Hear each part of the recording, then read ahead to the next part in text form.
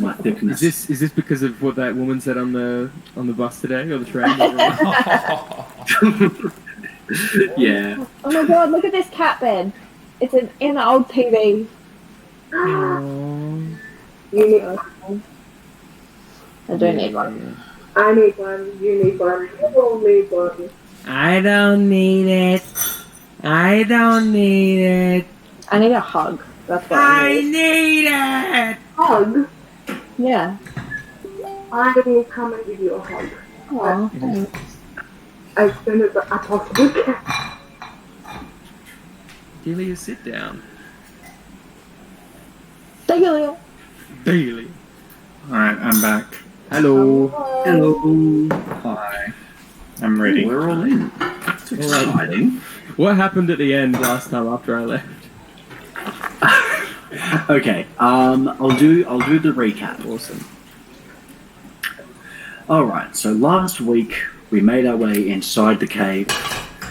We found 3 wolves, and despite protests from Ali, we did kill the wolves. Yeah. But now Ellen has more meat for sandwiches. I was like doing the maths in my head. I'm like, hang on, you killed the goblins, took the goblin meat, tried to feed the goblin meat to the wolves, then the wolves got killed, then you took the wolf meat. I'm noticing a pattern here.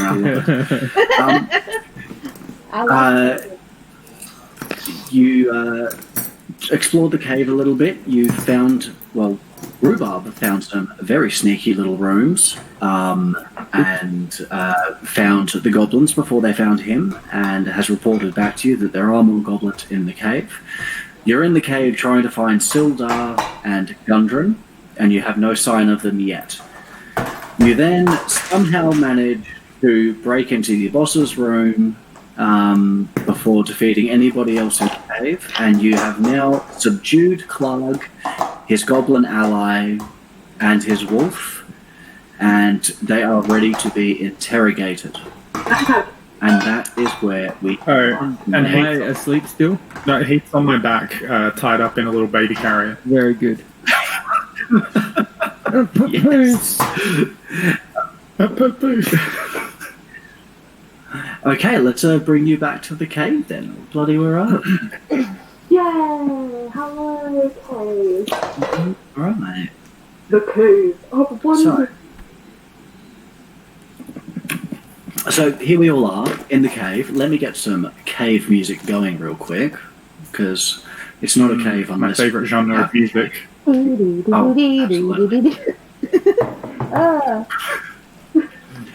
hoping my yes, internet's sorry. not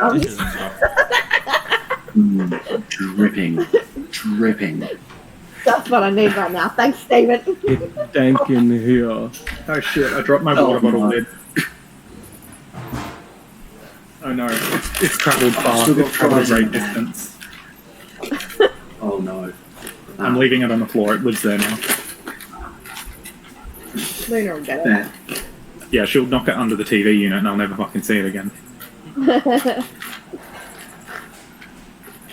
Alright. Ready, we'll wait for Patrick to come back and we'll... Did you have anything you wanted to say before we begin, Stephen? You all look beautiful. Even though I am an image. Yeah, we're images. It's a nice picture. Yeah, I've got a few notes here that I wanted to run through before we get started. Eat your chips. After I finish eating my, okay. That was really loud. Delicious. So, Patrick's doing his Good as laundry. I'm cooking dinner as well. beautiful. Pat, oh my god, have you got headphones in, Patrick? You can hear what I'm saying? I can hear you. Here. Okay. All right. Cool. All right. So I haven't talked about how we're going to be doing XP or leveling yet. We'll be doing milestone leveling. So essentially, once you've completed a certain task, you'll then gain a level. Cool. Okay.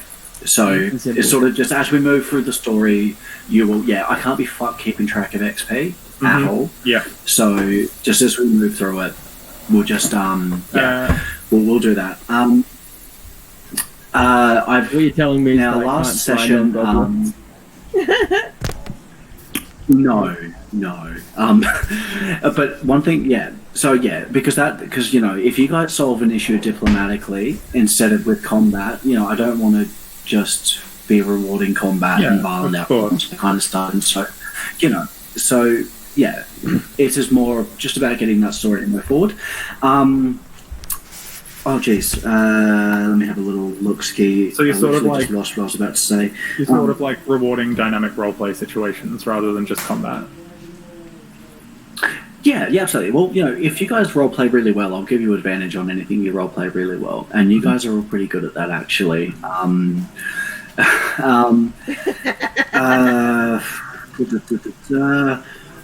Next time we roll initiative, I'll just tell you when to roll, because I realised if I bring up the turn menu and then you guys roll, it automatically sorts the initiative in there and saves me a lot of time, which is cool. I've gone through spell attacks, which obviously y'all don't need. Well, some of you don't need, but some of you do, but we've sort of gone through how that is. Let me have a little look. Whenever we're in combat, you can move and you can take an action. So those are really the two things you can do. You can talk if you want. You know, if there's like something on the ground, if there's a button you need to push or something like that. Depending on the situation, whether or not that's an action, we'll figure it out. But yeah, really, actions in combat are essentially you can take one action or you can move. Now, You mean and there are a lot of actions. Yes, so you can attack and you can move up to your speed. If you want, you can take a dash for an action, which means you can move double your speed. So if you want to dash, you can essentially yeet yourself out of a situation, or put yourself out of range for melee attack or something like that. There's a few other actions you can take in combat, such as hiding, or holding a reaction. So if you don't know what to do in combat, you can just hold a reaction and say, I'm going to hold my turn, and then basically when you feel like you know what you want to do, say somebody's cast a spell or someone has injured a creature, then you can say, okay, I want to take my turn now. So yeah, that's when those things come up, we'll we'll get to it. But really, I mean, a lot of that stuff, we're going to be hacking and slashing our way through the rest of this cave. It's up to you guys how you want to proceed now. But essentially, yeah, to get into it, you have Clark and his goblin friend and the wolf and a dead goblin in the room. I guess I'll hand it over to Clark. Oh, hello, I'm back now. Yes, Clark. So, you've landed me in quite a predicament. As you can see, my hands are bound. My good friend David here sat beside me. Well, his hands are bound as well. Yes, they are bound. Yes, I'm running out of names.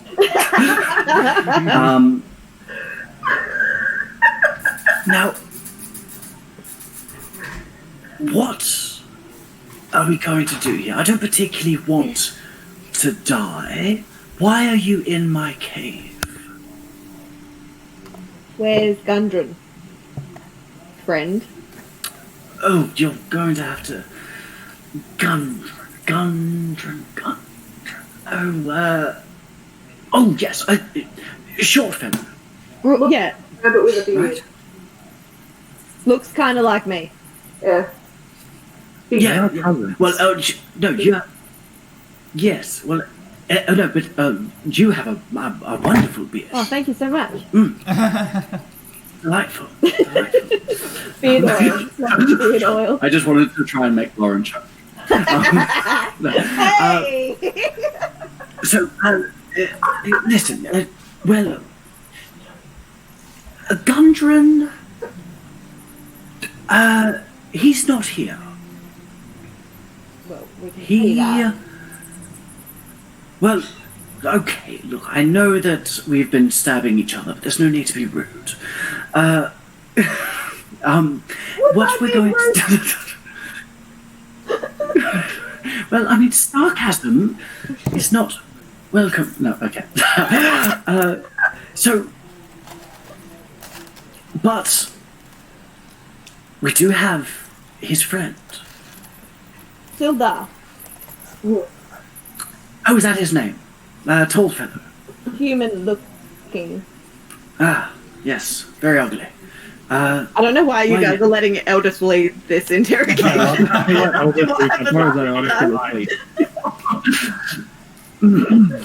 Do I smell wolf? Feori interrupts, and what's his name again? Sildar. No. Clark? Yeah, Clark, that's right, yeah. So Feori speaks to Clark. Are you able to guide us through the cave? And we may even spare your life. Oh.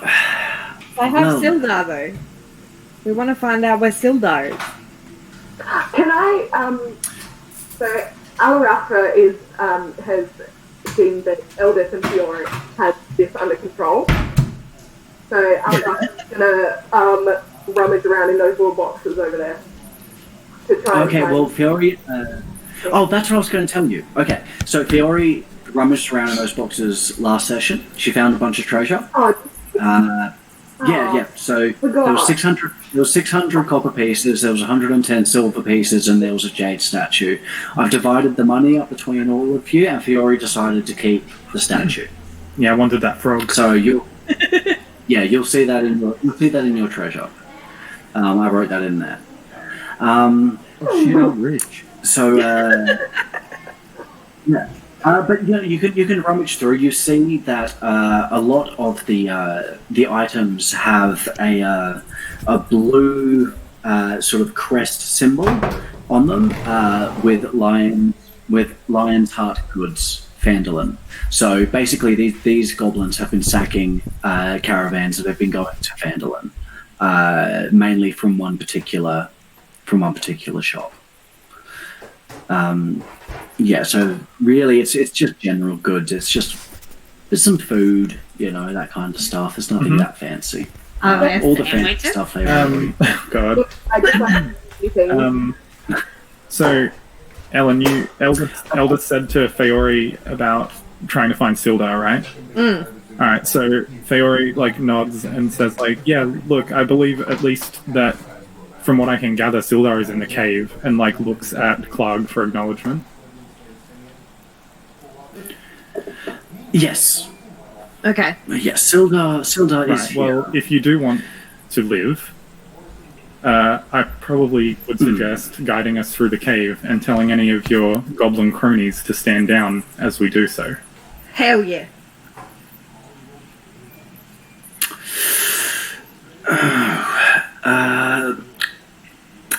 Roll a persuasion check. Okay. Is that a persuasion? Yeah? Where am I? Yeah. Just give me 1 sec. I'll bring my character sheet up. I just realised I had my hand on my hip like the sassy little dwarf that I am. Yep, so my persuasion... Yeah, you're the happiest dwarf. Oh, come on. Oh dear. I have a +3 to persuasion. Fuck my life. Now, understand this. You may think that you are in a position of power, but I have friends in this cave. I have a lot of friends in this cave. Why, I could come with you, yes. Yes, I could. If you were to kill me, well, I'd say good luck getting out of here alive. I hear you caused quite a ruckus. Well, coming in here. We can just slide down the chimney and leave. The door is right there. should we just go? We could just kill you and go. I don't think it would be that difficult. Can I roll an intimidation check, Stephen? Is that okay? Yeah. If I get up in his Sure. face? Yeah? Yeah, absolutely, yeah. Alright. Heath, are you... Can you talk? Are you there? Are you here? think Yeah, that- I'm here. I can see you. Right. Are you passed out still? Do you have health? I'm bad at rolls Yes. apparently now. I do, but I don't know why. Oh. Oh no, because we all got fixed. No, I think. Oh, They would have. I think one of them would have either Ali or Eldith would have used a healing Okay. word or something on you. Or didn't we? So Didn't yeah, we? you're up. You're up. Sorry? Didn't we all have a rest? No, I don't think so. Oh, I no, think you haven't had a rest. You've literally just Oh, that's right. you've just chewed. Yes. that was after the last one. I remember. So I'm not Right. in the papoose anymore, is that right? Yeah, you can jump out of the papoose. So I get down. I assume that intimidation fails. Okay. How about Rhubarb? How about I help It- you out of the baby thing? Maybe thing. Oh, I'm It doing the does. little So- baby thing. I don't need your help. Clark is looking defensive. All right, let's even talk. Okay. Clark is looking a little bit defensive and somewhat cocksure.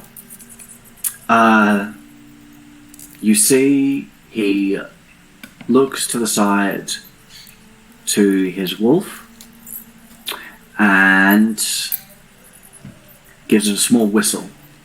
It runs out the door. Can I? You might have a problem here. The wolf is gone.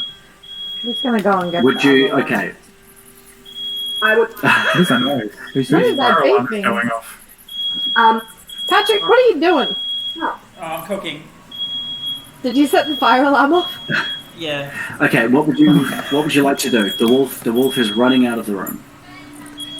Can we catch it? Do we have like a Well, any of us faster? I'd like to shoot an arrow at the wolf. Okay.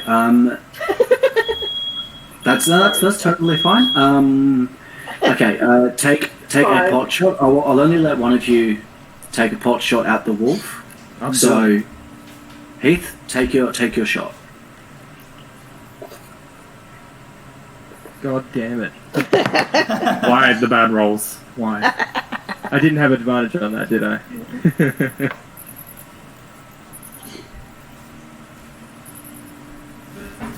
What would you like to do?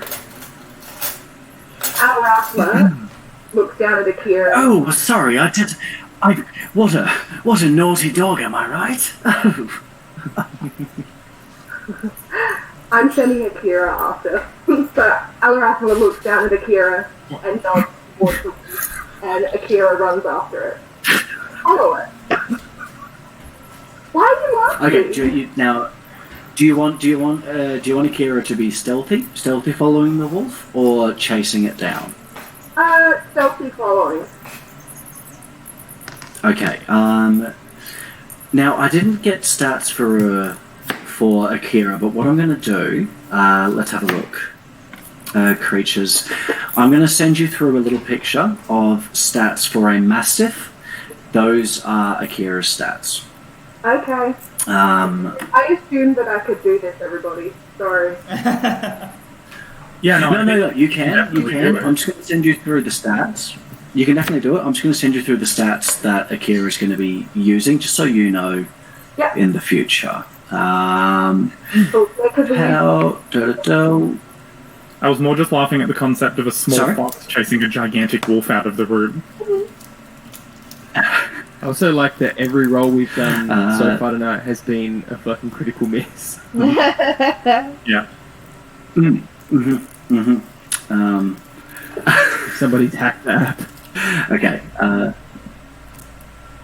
Oh no, there's a really bloody evil hacker out there.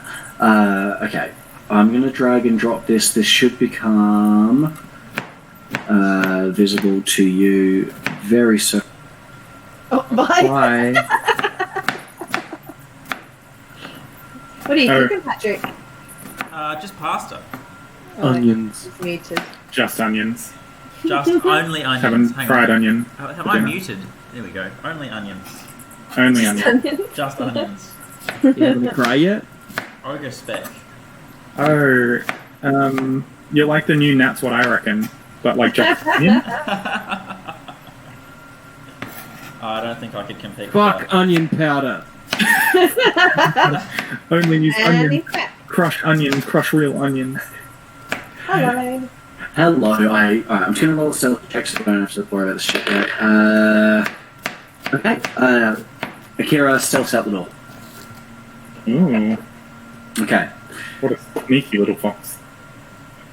without a worry. The wolf, you don't hear any yelping or anything like that. Well, that's good. So, Hi. yeah. Alright, dudes, what should we do? Hi. Okay. We could have just, I don't know. I don't Would you prefer if we didn't split the party up, Stephen? It is up to you. It is entirely up to you. I don't think we should split I up. personally would prefer that we didn't. But that's meta gaming a little bit, I guess, so it's not up to me.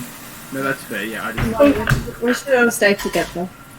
Alright, Yeah. if we're in character, we just start talking about all staying together, I assume. Yes. I have a question though. With Akira having gone, I can talk to her with my mind. Can I find Okay. out what she's doing? Can I find out anything from her about the whereabouts? Okay, let's say, roll me an Arcana check, because she is out of the room. DC 12, so if you give me a 12, let's have a look, what'd you get? 21? Pal, okay, you hear a little, in your mind, you hear the soothing sound of Akira's voice. Yip, yip, yip, yip, yip, yip, yip, yip, yip, yip, yip, which you know means What's that, girl? there are lots. There's. She's telling you there are goblins waiting outside of the room for you. Okay. I'm going to call her back then, because that's not really Less than ideal. That's less than ideal. perfect. Uh, Ideal. okay, if you have a look in your journal, you should see. This is Ali. You should see now that you have a little thing called Akira stats. Yeah.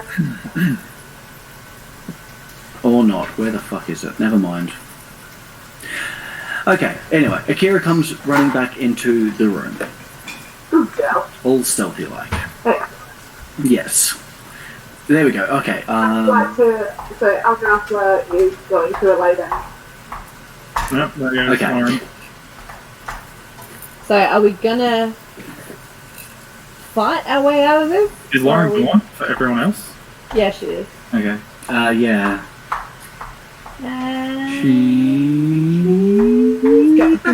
She's back. Hello. Oh, she's I'm back. sorry. So Algarasla relays that and just says, look, there are more goblins waiting for us outside of this room. How do we want to approach the situation? How many goblins are we talking about? A lot. Very well. Which direction are you saying we should go? North? We haven't decided yet, but there are apparently a lot of goblins waiting for us. If we that go, way. if we follow the wolf, there are a lot of goblins, but I guess we need to weigh out pros and cons of fighting with goblins, with the possibility that we might find Sildar alive. Yes, they know, those goblins know you're here. You don't have time for a short rest or anything. They don't want to come barging into the room, but you don't have time for a short rest or anything like that.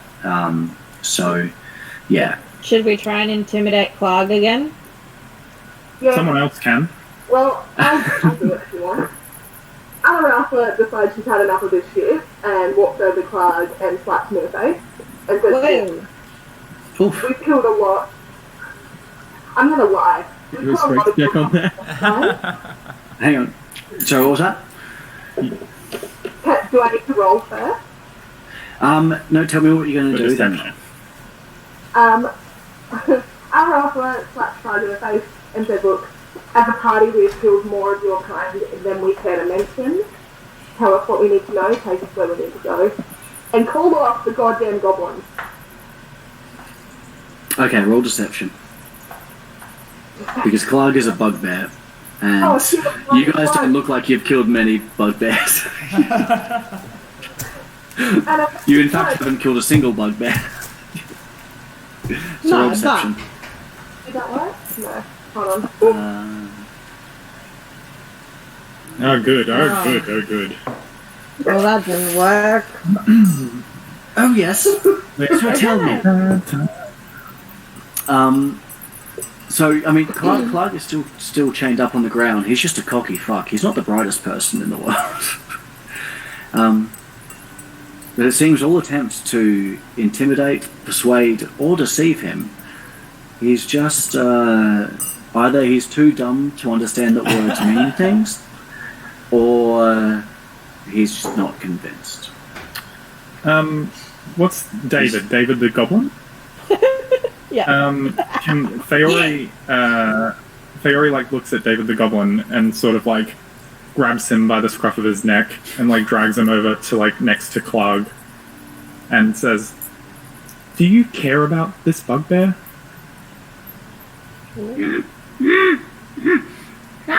No. He looks nervously at Clark, like he's going to get in trouble. Okay, and he realizes they're both chained up and goes, Feori, like, makes sure David is, like, watching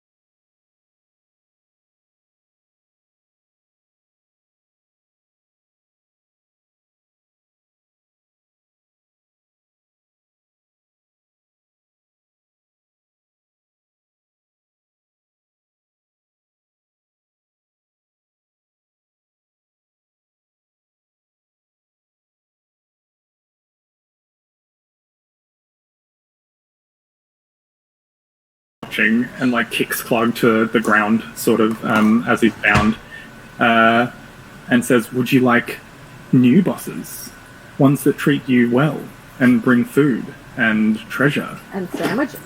roll a deception check, because I don't think you guys are actually going to be taking over this goblin organization. Yeah, we're not going to become goblin kingpins. Oh, well, that was mine. No, you can. I mean, if you guys want to become goblin kingpins, that's fine. But Oh, god damn it. I'll just throw this goddamn book away, I guess. There you go. There's no deception roll, Stephen. Okay. Why would I trust you? Why would you trust the bugbear? Yes. What if you were just your own bosses? Own bosses? Yeah, self-employed. What? Why not? You don't need this guy. You decide the shares. You're smart goblins. Yeah. You know what you're doing. Look, Now roll a socialism check. now personally, I'm not. What? A socialism, A socialism check? Seems to me as a prediction, goblin friend. Okay. Alright, roll to convert the goblin to Marxism.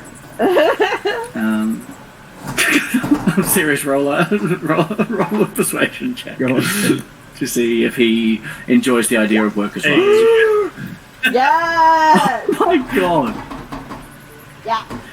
So what you're telling me is that all of history is a class struggle, and that the only way to resolve this is to have a more equal and distributive means of wealth.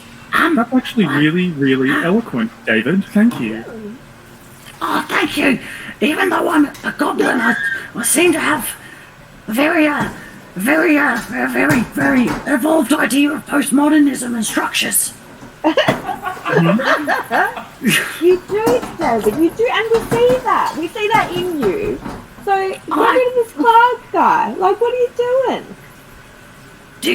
I feel, guys, I like you guys. You changed my life. You All right. guys. Well, can you call up your buds then? Yeah. If we not owe the not clock, while I'm chained. no, we would unchain you. Throw off the shackles Yeah. of oppression. Okay, do you want to unchain Dave? Not yet. No. Yeah. Look, David. We can oaths of Clark for you. He's never going to bother you again. You and your goblin comrades will be free to do as you please, not under the tyrannical rule of this shitty bugbear. Look at him. He's an asshole. Mm-hmm. He's been an asshole since we got here. Mm-hmm. Hey, what have I told you about rudeness in my... Clark, shut up. Not about you anymore, Clark. Look, you let me free, and I will try to get you through this cave. Now, I don't know how my friends feel about Clark, but I personally think it's time to overthrow this system. So, I'm with you. All right, David. That sounds great. Yep. Sounds good to me. This is fantastic, comrades. I'll help you, and if my friends wanna attack you, well, they're just a bunch of fucking bootlickers, and they can fucking get the guillotine too. He's starting to get really mad. Oh, I love this communist game. It's so good. All right. Are we gonna unchain him? He starts scratching a hammer and sickle into the ground for no reason. Fuck yeah. I bet he can tattoo one on me real good. Yeah, I mean, let's. Faori turns to everybody else and sort of shrugs. Like, do you guys want to do this? Like, yo, David, do you want to kill Clog? Is that what's happening right now? Do you want to? Is that what? If we untie you, is that what you're gonna do? You gonna eat the rich? Can I? I'll fucking eat him. Okay. Okay. Do you guys want to free Dave and let him kill his boss? Absolutely. Okay. Okay. You lean down. You untie his hands, the rope. You see him sort of stretch out his wrists, and he turns and he looks at Clark. Oh shit. And he says, "The revolution is now." And he's going to. Hang on, I'm just going to get rid of that binding from him. My fucking soul is so happy. My goodness. And he's going to just roll an attack with his scimitar with advantage. He crits. Fuck. He legitimately just fucking crit. Did he decapitate Clog? And he does 12 fucking damage. That's more damage than any. Wait, I've decided. This goblin's name is now David the Guillotine. Yes. Oh, yes. Excellent. Okay, hang on a second. Chase, let me just adjust his nameplate. David the Guillotine. I'm going to have to make him an NPC. Ridiculous. Okay. Okay. He... Oh, No, please, I'll give you sick. He's dead.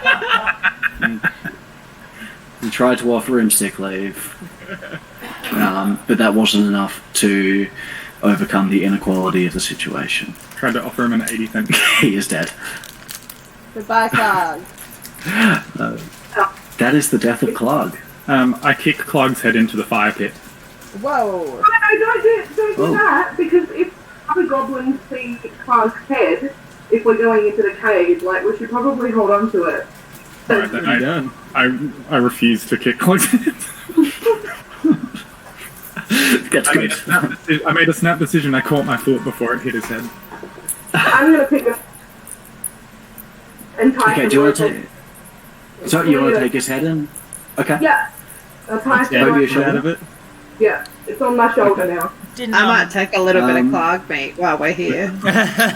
Cool. I was actually going to ask if you wanted to grab some meat just in case you forgot. Yeah, yeah, alright, just I'm a gonna little add- bit. Okay, great. I'm going to add some bugbear meat to your inventory. Then. Does Thank didn't Clark have a weapon, like he had a staff thing, didn't he? Can we take that? Hang on. Bloody. I'll just Does it check in a have pockets? second. Sorry.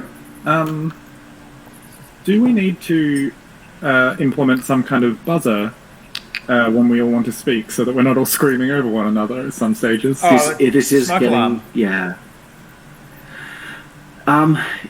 Yeah, he's got a morning star. Can we, who's got stats to take that? Let me have a look. I'd say that's oh jeez, goddamn! I have to get the play handbook out now. Hang on a second. I would say Efficiency. that if anyone could use it, it would be you. You are our fighter. I'm just going to have a look at what you have and just see if what you have is better than what that is. Because you've got a great sword, right? Yeah. They do the same damage. Okay. Well, don't worry about it then. Yeah. Yeah. So they're both they're both 2d8. So yeah. Does anyone else want it? No, all yours. I'm just fine, thanks.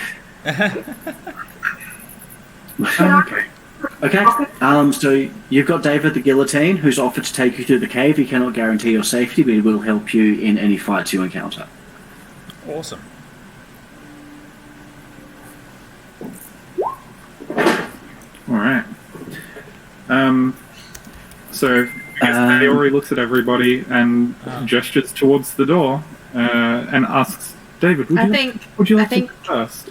I think Ali wants to check Clark's pockets before we go. Oh, okay. Thank you. Yeah, I'd like. Yeah. Okay. Sorry. Okay. Go through his pockets. Okay. Hang on. Let me just check in the book. I think he actually does have some shit. Ooh. Okay. Let's have a look. Clark.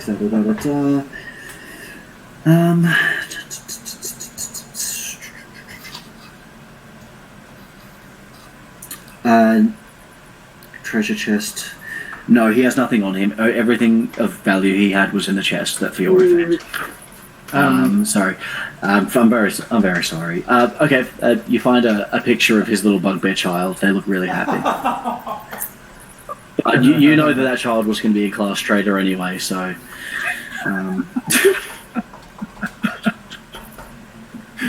I love this. So, can Fiore just say, like, can Fiore suggest that David leads the way due to the fact that he knows the cave probably very well? Yep. Absolutely. Yep. Yeah. Yeah, let me just do a little fucking peek out there. All right. So David's gonna peek his head around the corner. I'm just gonna roll a stealth check for him to make sure that those waiting outside do not see him. Oh, David. Oh no. He pops his head out and then he comes running back in. Oh, I'm so sorry. They were out there. They saw me. David, calm down. Calm down. Take a chill, David. Okay. You've now lost the element of surprise on those goblins, but David, these are your friends. Can't you talk to them?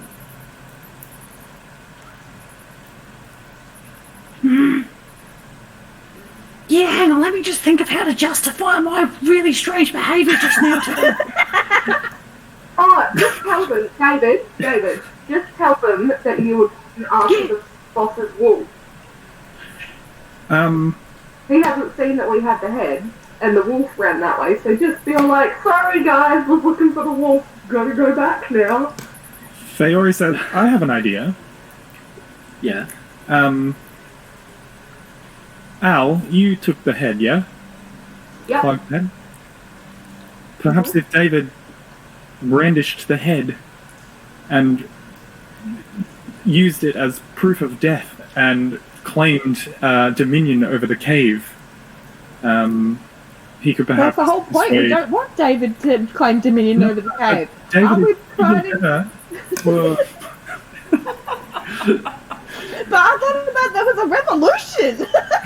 No, sorry. This is the centre left party edition of D&D. We're going to pretend it's a revolution, but everything is actually going to stay the same. Yes, we can. Okay. Okay. What would you? So. No, that sounds like a good Okay, plan. you guys decide between yourselves if you want to. do we want to do Yeah. that, everybody? Let's do it. Yep. Okay. All right.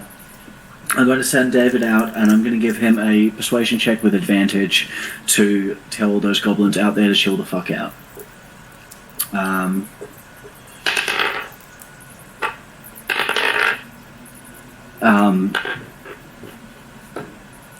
He.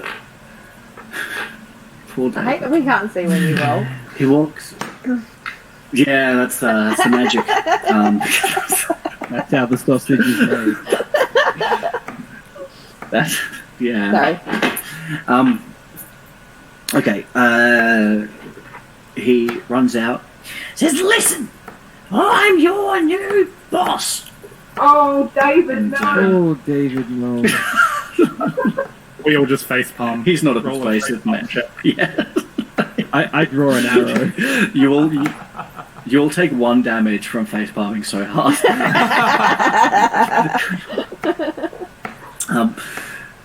And maybe we should have given David some literature before he went out there. Yeah, some pamphlets. Here's some reading material. Yeah. Okay, things are not going well. You hear David. No, guys, no, listen. There's these things called classes, okay? and sometimes you are one, and sometimes you're not one. And And you see him totally butchering marks in front of these goblins, and they are not impressed. The other goblins, yeah, And so they know as well. yeah, no, they all of their favorite books are like Ayn Rand. So they, so he's not having a good time. You hear it start to get very heated, and you hear the wolves start barking. How many wolves? So hang on, I'm going to pop Dave out there. What if Just the one wolf that ran out. Okay. What if we go back down the chimney and go around? Well, we gotta wait and see what's going on with David first. Can't just abandon him in his time of need. Say fuck Dave.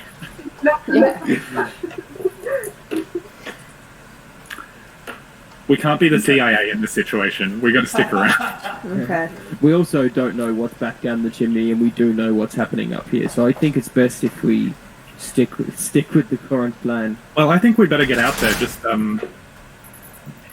otherwise they're going to be in here. Alright, let's go. Okay. Do you want to run out? I'm happy to go down the chimney. Yes. Okay. Who's gonna go out first? Oh, sorry. Hang on. I'll give you control of your characters. You guys can walk down. Yeah, I just went in the room. Are we rolling initiative now? No, hang on. Sorry, I just got that up just in case. I just need to get it sorted out. Okay.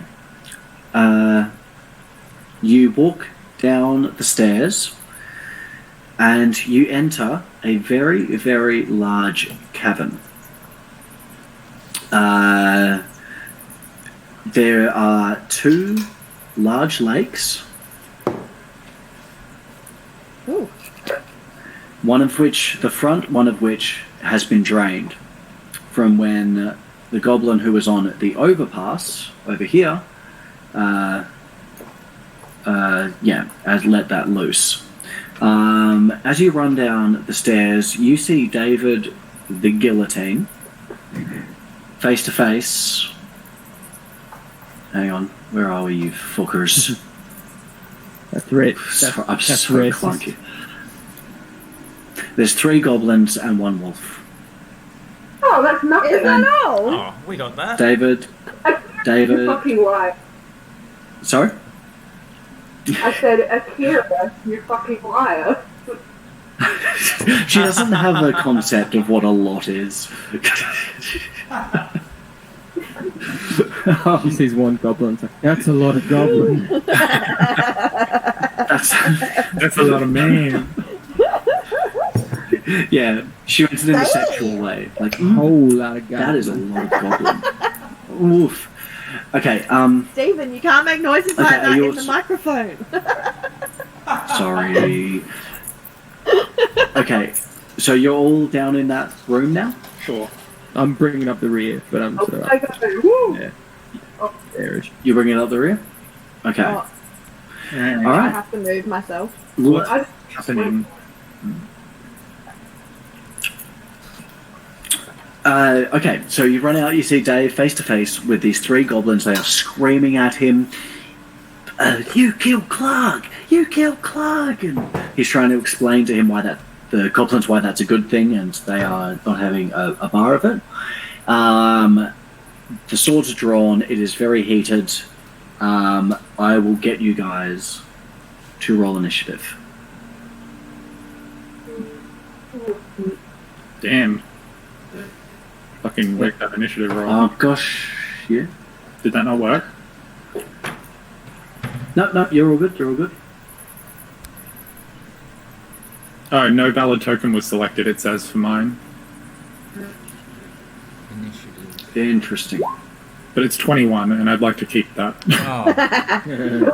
Do we have to click on the... I think you have to click on yourself. Okay, no problem, I'll write that in. You click on yourself and then you click roll. Is that right? Yeah, you have to, I guess. Yep.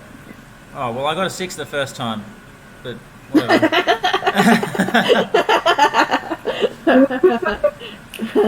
Okay, hang on, I'll just add a turn in for you here, Fee. Bloody... Where are we? You're 21.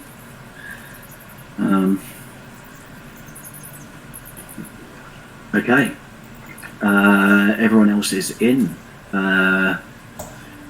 So, let's have a look. Fiora, you are up first. Where are you positioned in the room? I can drag myself, I guess. Next to David the Guillotine. Next to you guys are standing Yes, I side by scroll up side. next to David and put my hand on his shoulder and give him a knowing nod. Right, comrade. Okay. Yeah. Tell me what you do. What do I do? Let me see.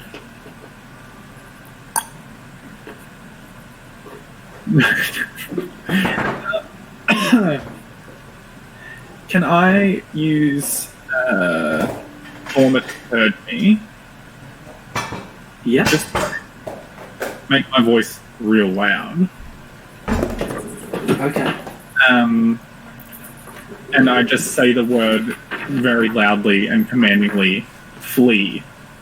And then I would like to cast... I don't have Magic Missile yet, do I? Because we haven't rested. No, you guys have not rested. So if you had no spell slots at the end of your last one, you're Yeah, so I out. believe I am out of actual Yeah. magic missile. So yeah, thaumaturgy is just a cantrip. So Yeah, it is. yeah. What do you yell? You just yell flee. I just yell flee. Yeah. Okay. Roll an intimidation check with advantage.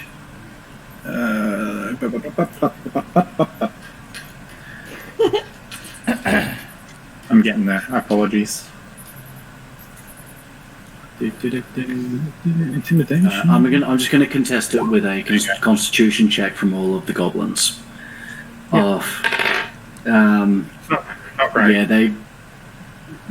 they rolled very well on their constitution as well.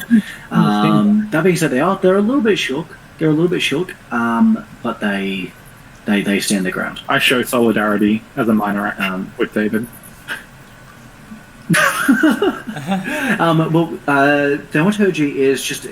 Thaumaturgy is a cantrip, so really that counts as a bonus action. If you would like to make a physical attack, you absolutely can. Are we close? If I'm standing, what's that? Oh, sorry, guys. Am I close enough standing next to David to even hit any of them with a physical attack?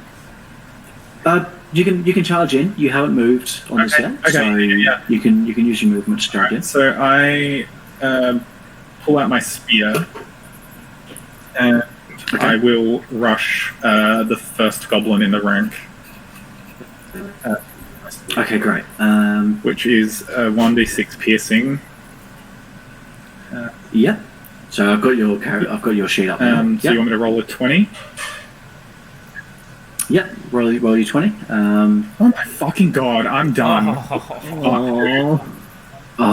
This is seriously. I don't think I've had a game where I've had a good roll. Yeah. That is unfortunate.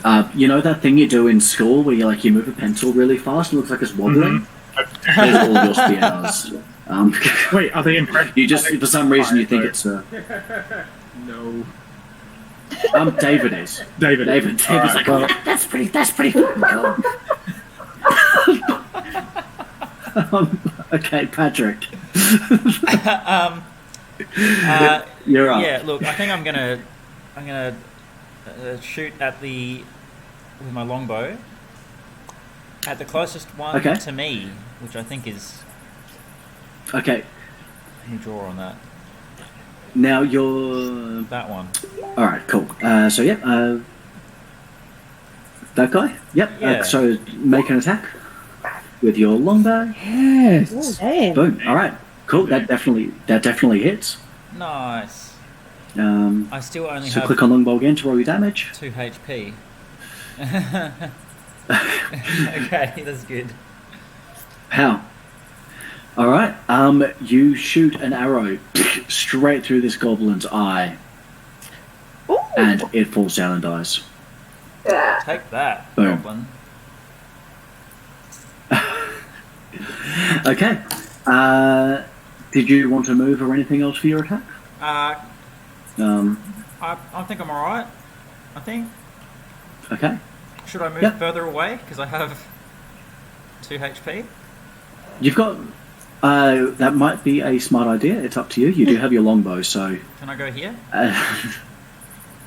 Yep. Yep. For sure. It's a fairly small room, so you definitely have enough movement to do I'll that. just put other people in the way. Now that goblin you just killed. The goblin you just killed, it was supposed to be their turn next. They seemed to give a strange twitch like they were planning to do something. And up next it is Ripper the wolf. And it is going to go after you, Ali, because you have Clark's head hanging over your shoulder. Wait, doesn't David have the head? No, David has Sorry? the head. Who has the head? David has the head. Oh, David has the head. You're right. David, that's right. You gave the head to David. Okay, it's going to go after David. Wait, I spoke too soon. No, I take it back. David! No, our beloved David.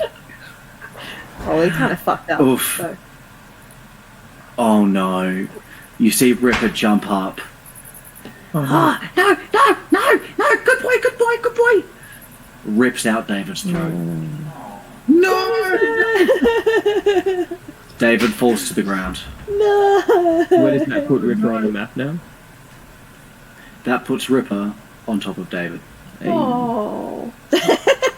Well, hypothetically, right next to David, not on top of him. Oh, no. So is he dead, or is he You're- alright? You just you're- can't talk anymore. You're right.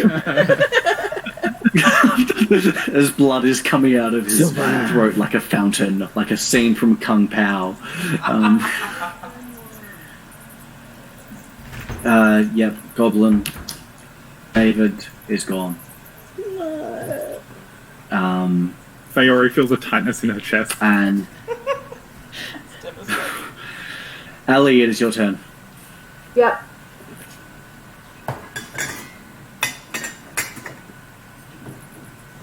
Stephen, Yeah. are there like 4 other goblins in the background being like, this is why communism is unsustainable?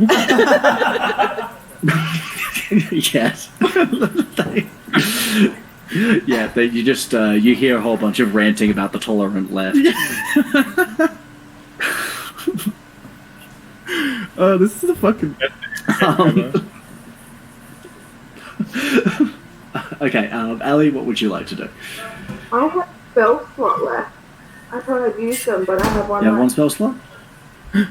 Yep, no, that's fine. I'll trust you. I am going to use magic missile.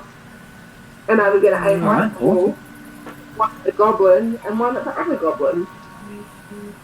Okay, yep, for sure. So roll your magic missile attack. All right, roll it another 2 times. Oh yeah. One. Sorry guys, I just have to BRB. Yeah, you're fine. Oh. Okay. So you've got 2, 2, and 5. Where would you like to direct your most powerful one?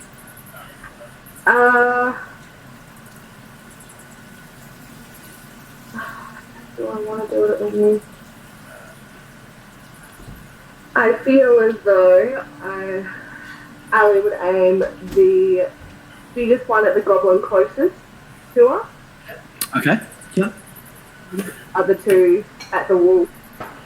And the other 2 respectively. Okay.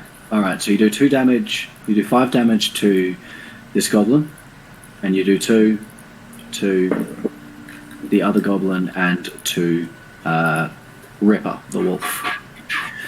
Great. You are up. Alrighty. So I'm still actually at the top of the stairs, and I haven't come round the corner because that was bringing up the rear. Is that cool, or, Yep. should I be in the room? That's Cool. totally fine. That's totally fine. No, yep.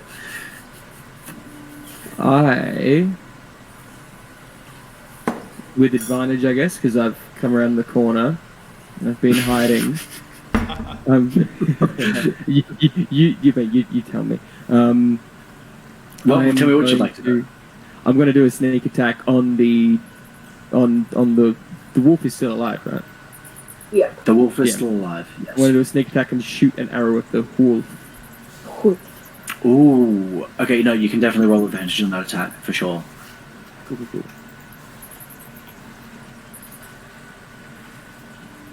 Okay. All right. So- Rock and roll. You hit Ripper for 9 piercing damage, and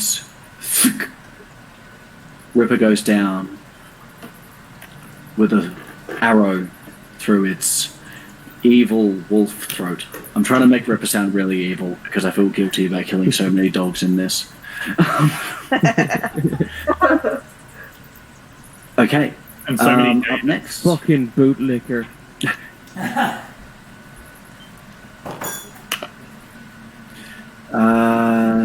Oh golly gosh. Okay, that goblin is dead. Oof, Ellen, Yes. you are up. Okay. So we've got 2 goblins left. There are 2 goblins left. Yeah. They are looking pretty shaky. One of them is sort of limping around. The one closest to you is limping around and bleeding and looking pretty iffy. The one behind that goblin is still looking pretty Why did okay. you use the lid? Why did you try and duck with it? Alright. Well, I want to talk to the goblins.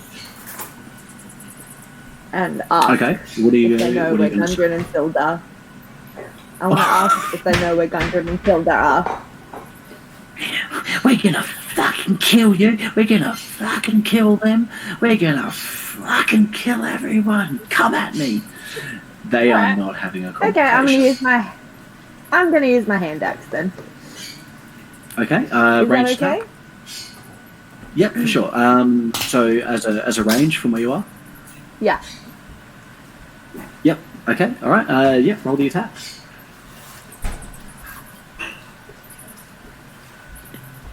Oh. Okay. Hang on a second. The hand axe goes flying right by the goblin's head. You miss. Yeah, that checks out.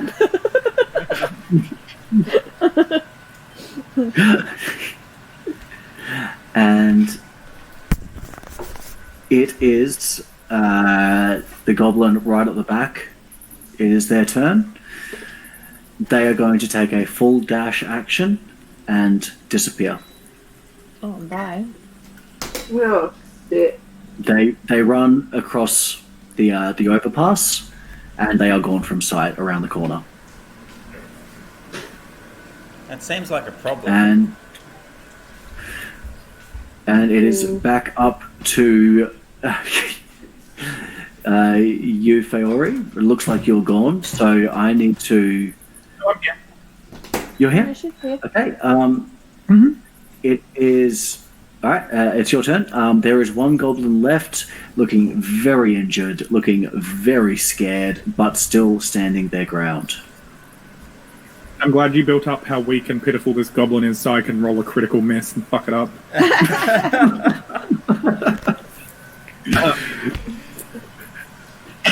Alright. Alright, I use Chill Touch. Okay. On the goblin, it's a 1d8 necrotic damage, which is a cantrip. Okay. So I'm going to roll a d20 with what, a +5, you said? Yeah. You can roll it into the chat, and yeah, we can do it there. Yeah. All right. 18. Yeah. Okay. Describe what happens when you walk up and you touch them with your cold hands. This is like the first time Feori's done anything cool, so hold on. Yeah. Feori like slowly walks towards the goblin, and her horns start to like glow that sort of translucent green that I was talking about when we first started playing. And as she walks towards the goblin, her hands both start glowing like this really like brilliant blue, like Elsa from Frozen. And she puts both hands on either side of the goblin's face and lowers her face down really close to the goblin's face and says, "Bye-bye." And then like shoots chill all through the goblin's body. Yeah. Oof, the goblin like has been hit by bloody liquid nitrogen, like Terminator 2, shatters. Holy shit. And the room is silent, and you are out. And you're out of combat. Do I sound better to you guys? Oh, no, that's bad. Who's Yeah, Robo? what are you doing? No, that's what is that? Yeah.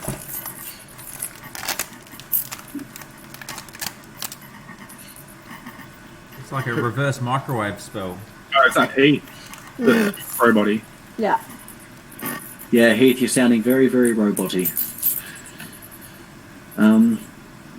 Okay, you're surrounded by two dead goblins, one dead ripper, and the lifeless corpse of David the Guillotine, the revolutionary who never was. Yes. I rush over to his side. Is that better? No, now you're muffled. It's a bit quiet, but Hang on. No good? No, there you Oh, go. there you are. There you You're go. back. okay, cool. There we go. Cool. Yeah, so I kneel at David's side and I hold him in my arms. Oh. Oh, his poor limp body is laying there. Oh, he's just fully dead. Yeah, he's dead. Okay. Oh, he's dead. I suppose you Yeah, can't- he is you can't dead. He really got survive to- while bleeding he got- out and having his throat ripped out. Yeah, the throat is out. Alright. Yeah, okay. I like close his eyes with my fingers Oh. Nice. Alarafla rolls her eyes and hands over her handkerchief. Wait a second, did Alarata just roll her fucking eyes at me? Valuing life? And then, like, no, I've got to perform this fucking thing on these rabid wolves. Never mind me. Give me 15 minutes and a spell. It was beautiful. That was a beautiful moment. What are you doing, Blondie? I'm just I'm seeing if I'm going to cry or not. Oh, okay. Yeah, you don't I think cry. you're good. No, I think we're good. You do the chanty with a cloud of meatballs, you suck the tear right back up. Can I stand back up? Can I do a something where I want to have a look around and see if there's anything? Perception? Yeah. Yep. Ali would like to have a look around and just see if there's anything important. Okay. Any clues on where Star might be being kept? Yep, for sure. Okay, 14. Yep. So you see the stairs to your north going down, and you see the stream running out of those dams. You assume that is where you would have come from if you didn't take the chimney. It's downstairs. You see a small corridor off to the west, but it is around a corner. You're not too sure what's there. In the actual room itself, there really isn't much. There's a small lever, which obviously would hold in or release the water. But you assume that the stairs to your north will take you back down to the stream. Okay. Pull the lever, Kronk. And you know that the overpass is over there, so you can assume that the overpass, that this little corridor leads to the overpass. Well, looks like we need to go that way. Shall we? You know they'd be expecting us. Yeah, well, we're fucking badasses now. No one can What's stop that us. in Rhubarb? Am I doing robotic again? No. No, you're fine. What was that? Other Rappler? What's that other option? Oh, nothing. I just thought we should be aware. Yeah. So either we go that way or we leave the cave completely and regroup.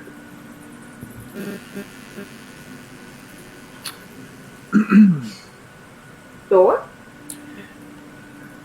We've we done need to pretty have a well rest? so far. We should probably continue into the Alright, let's go. We Yeah. can't have a rest. One of the goblins ran off. They know we're coming. They coming. Oh, true. Very true. Right, Alright, let's go. Alright, we continue, Go. Stephen. We continue into the cave. Okay, so you're going to. So let's say you choose to go deeper into the cave. You cross over the overpass, where you see the stream running underneath the bridge. The goblin that was guarding this bridge that spotted Heath earlier was one of the ones that you've just killed. And you come across the bridge and you see a dark corridor. I have light, I think, as a spell. Okay. Who has I do. dark vision? Not all I of also you. have dark You do? vision. Yeah. Think the only one without dark vision is Blondie. Do I have dark vision? I do not. I'm pretty but sure I you- also don't want to go first. I only have 2 Oh, it's alright then. I have dark vision of 60 feet. Where would I see that? Would it be down the bottom? It's in your features and traits. It should be in your features, yeah, on the right hand side of the. I don't have The old anything in my character features sheet. and traits. No, so you're probably in the bio Yeah, section. in the Hang core on, section. I'll have a look at your. Telling you, I don't have Um, anything in my features and traits. No, you don't. What the fuck? That's really weird. I've got rustic Why don't you have- hospitality. Does that mean I make good food? Very hospitable. You Okay. should open a restaurant. Now, I actually downloaded the PDFs for all of these characters today. So let me have a little look-ski at yours. I'm really sorry about this, Rhubarb. That's okay. I'm going to double-check for you. All right, cool.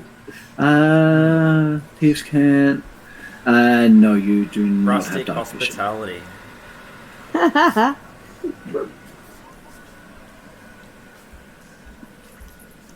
I'm also on 40 So hang on, points, so you- I'd like to I'm bring up gonna the rear anyway. Okay. Well, you guys would have torches. So if you guys want to bring up, Can the I do rear, something to heal everybody? Of course, yeah. Because I can do stuff like that because I'm a bloody cleric, mate. You are a bloody cleric. So I've got healing word. Can I use that now? Let's have a look. Healing word. I'm just trying to think. Were you keeping track of your spell slots last time? Is there anything? I don't know if you have any spells left. It's the problem. The only one that I used last time was the thaumaturgy. Yep. That was the only one I used last time. Okay. And that's a cantrip. Yeah. Okay. So if you want to use healing word or cure wounds, I'm just going to add your spell slots. So you got 2 spell slots. I've just put that in your spell sheet now. Yeah. So you have a look at both of those. Decide who you want to use one of them on, or you can use 2, but then you won't have any slots left. Yeah, I'll heal everybody. Why not? You can. Well, like, by that I mean Blondie and Rhubarb. Okay. All right. So if you just click on those spells each, and we'll just bring it up in chat. How do I do that? Click on the name. Click on the name. I'm gonna click on the name. Gonna click on the name. Okay, so you're gonna heal somebody for 5. Yeah. And if you want to roll your healing touch as well, or healing word, sorry. Healing word. Mm-mm-mm. Mm-mm-mm. Touch. There we go. Okay, cool. So you can give somebody 7, you can give somebody Alright, we'll 5. give Blondie 7 and we'll give Rhubarb 5. That takes me Thank back you. to 9. Okay, Thank you very much. You're bloody welcome. Much appreciated. great. Feel free to fill that in yourselves, Have done. guys. Cool. Brilliant. You guys want to move on down now? Yep, let's go. I think Alarath Okay. was leading. Whoops. Alarafa's up front for sure. Okay. Does Alarafa have the dark? Did we? Yeah. Yeah. Cool. Yeah.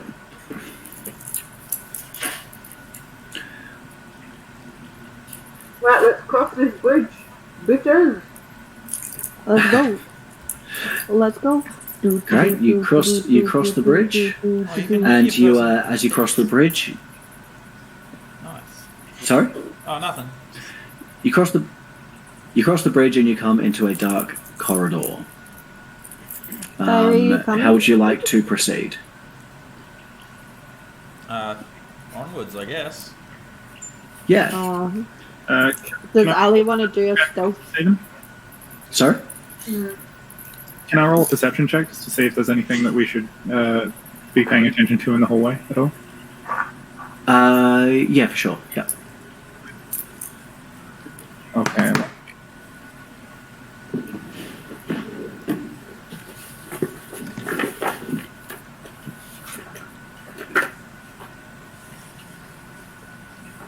if I can find it, there it is. Cool. Never mind. Well, We keep walking. It smells funny. Fiori's just fucking useless, constantly. An awesome Yeah, you're having a rough freezing night. thing, though. It was awesome. Okay. You continue walking up this dark corridor. Well, it's not that dark. As you reach the apex of the corridor, let's say, why don't you all give me a perception check, all right? Let's because I mean you're all in the corridor, you can all see what's coming up. Rhubarb can't.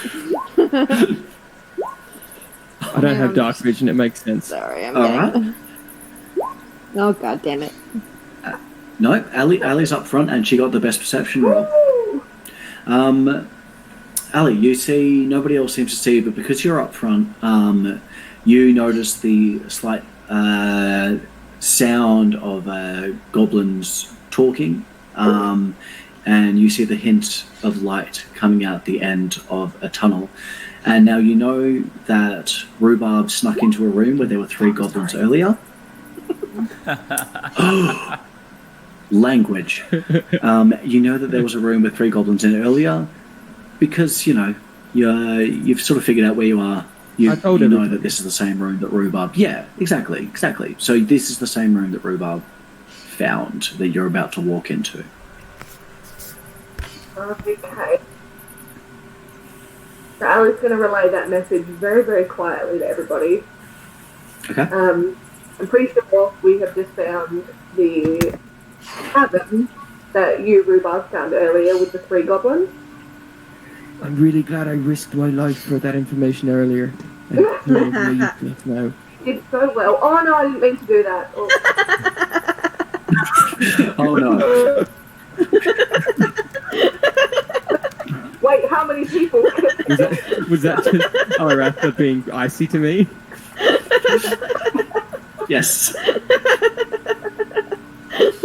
Fuck, it's off.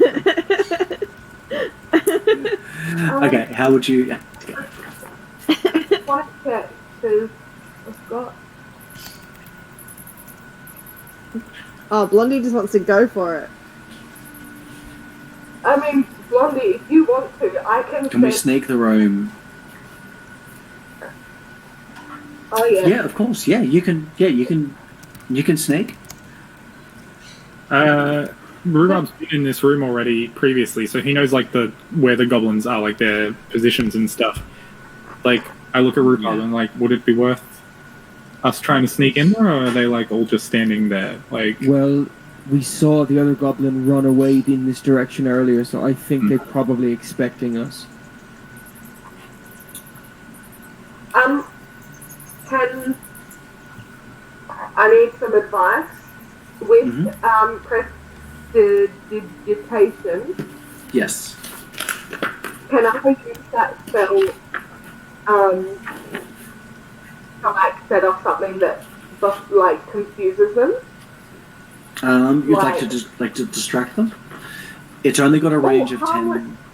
Hang on. It's changed harmless sensory effects of a shower of sparks, puff of winds, yada yada yada yada. It's light snuff a candle. Chill flavour. You have to be within 10 feet. So prestidigitation is really for messing with people when you're standing by them. It's more of a mind trick. So yeah, I mean it does create a physical thing, but yeah, unfortunately you're a bit far away. Good. Well, what if Rhubarb, you've been in this room before, did you get much of a look at it before? Do you want to lead the attack? Oh, sure, fine. No problem. Rhubarb really does not like me. I'm so sorry. Hang on, I'm just gonna think.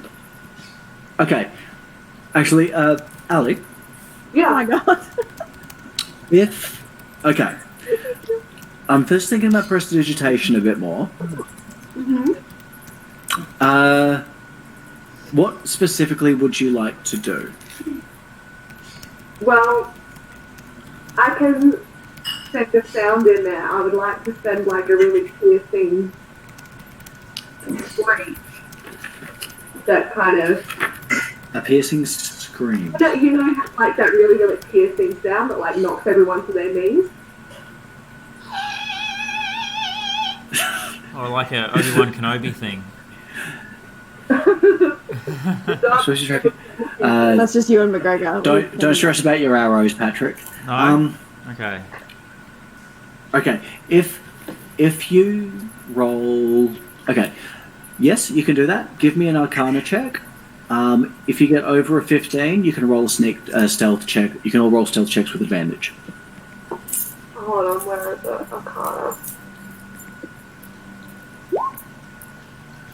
Dang. And that bloody Do we nat roll 20. with advantage by clicking the tick box next to it? No, quick thing. No, Oh. so it automatically rolls by Okay, cool. I'll advantage. just You see check how it brings up two numbers? I'll So just check. yeah, no, you're all good. Yeah, well, take it because you got a nat 20 though. I need to describe what happens because that's pretty fucking cool. Yeah. Yeah, you let out this high pitched whistle, like a fucking dog whistle, and you hear this just a distant like, The fuck is that? What the fuck? What the fuck? What the and you know that they do not like this noise. So what? 17, 15, 16, 16. Boom! You're some sneaky motherfuckers. Do I need to roll stealth as well, or? Yes. Yes, so. Half.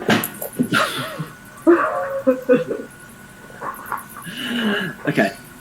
Thank you. Let's have a look ski.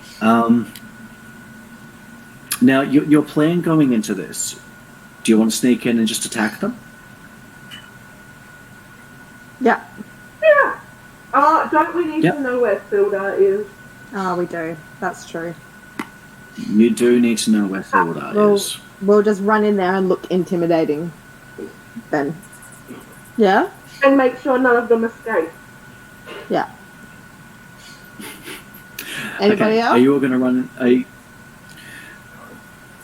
Yes, we do. Okay. Don't let Eldith and Ali make the decisions here.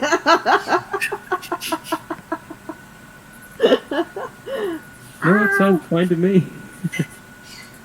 Okay. All right. Bloom and Heck. Explain to do you want to use those stealth checks, or do you guys just want to forgo that and just charge in? Well, what if Ali and Eldeth grab a piece of rope between them and like rush in there, and one of us can like encircle around and we'll like catch the bit of rope so they can't escape. Yep. We want to do that. Are you trying to like 80-80 them? Yeah. Yes, they are. Yep. That's what we want to do. I'm gonna just get an arrow ready.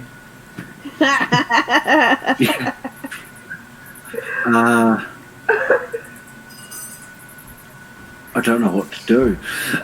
Okay, all right. You guys run in with your rope, and as you run into the room, you do see the fourth goblin that ran out is in there with them. And they see you running in with a rope screaming towards them, and they all draw their swords. Wait, yeah, they have swords. Like, it's a rope. Happening. It's already happening.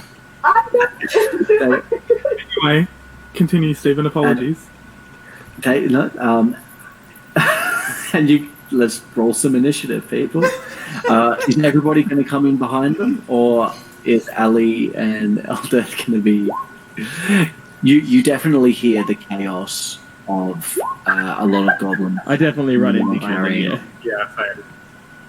Yeah. I actually rolled decent initiative. Look at that. Me too. Hooray! Good job, everybody. Okay, So so we'll I'm all run going to roll into initiative for these guys. We'll run into the mouth of the corridor, or we just run straight into the room. It's up to you. You can choose where to position yourself. If you want to be doing range stuff, then hang back. If you want to be doing close range stuff, then charge on in. All right. So tell me where you guys are positioning yourselves around the room. I'm back in the tunnel. I've got a cat who's making. Well, did you guys still want to... Did you guys still want to attempt your rope Yes. trick? I think they're already doing Yeah, it. they already did it. So Where's everybody else gone? Why can't I see everybody else? I'm right here. Oh, okay. Oh no, everybody is there. I'm just blind. Okay, well, you're up first, Elder. And you have got one end of the rope. I sure do. You sure do. Lauren. It is now your decision what you would like to do with it. I still want to try and If get you'd them. like to continue. Yeah, no, I'm still going. I've committed. Okay. I'm gonna roll me a dexterity check. Hey. Nice. Okay. That was the save, but that's Um, fine, isn't it? Oh. No, that's what I mean. Yeah, that's fine. Sorry. Oh, okay. Oh no, it is fine. That was my yeah. bad, sorry. Oh. The goblin rolled an 18. Oh, damn it. But wait. So, Ellen did a dexterity save, but shouldn't she have actually done, like, one of those? And she got a -1 on her save, but what's her actual dexterity? My dexterity is -1. Yeah. So, yeah, you just... It's worth asking. You run up with the rope, and the goblin is a little bit too quick for you and slices out and slashes the rope. You've now lost 10 foot of rope. That's fine. Would you like to make an attack? I will let you make an attack while you're there. Alright, well, let's Because I do appreciate it. you. I appreciate your gumption. Thank you. Well, that's all that Eldest really got going for us, so... Alright, I'm gonna use my bloody warhammer. Yeah. Okay. Shoot up. All right. And you're going to swing at this guy who's just cut your rope. Yeah. Okay. I have to find... There it is. Oh, damn it. Okay. Okay. You take a big old swing with the warhammer, and goblin ducks out of the way. Okay. checked out. It is now. This goblin is going to take a swing at you with its scimitar. What's your AC? It is... 18. 18? Really? Holy shit. Okay, yeah. Misses I'm with solid. the scimitar. You are beefy. Okay, and this goblin is going to take a pot shot at, let's see, probably at Ali, honestly, because you guys charged in together with the rope.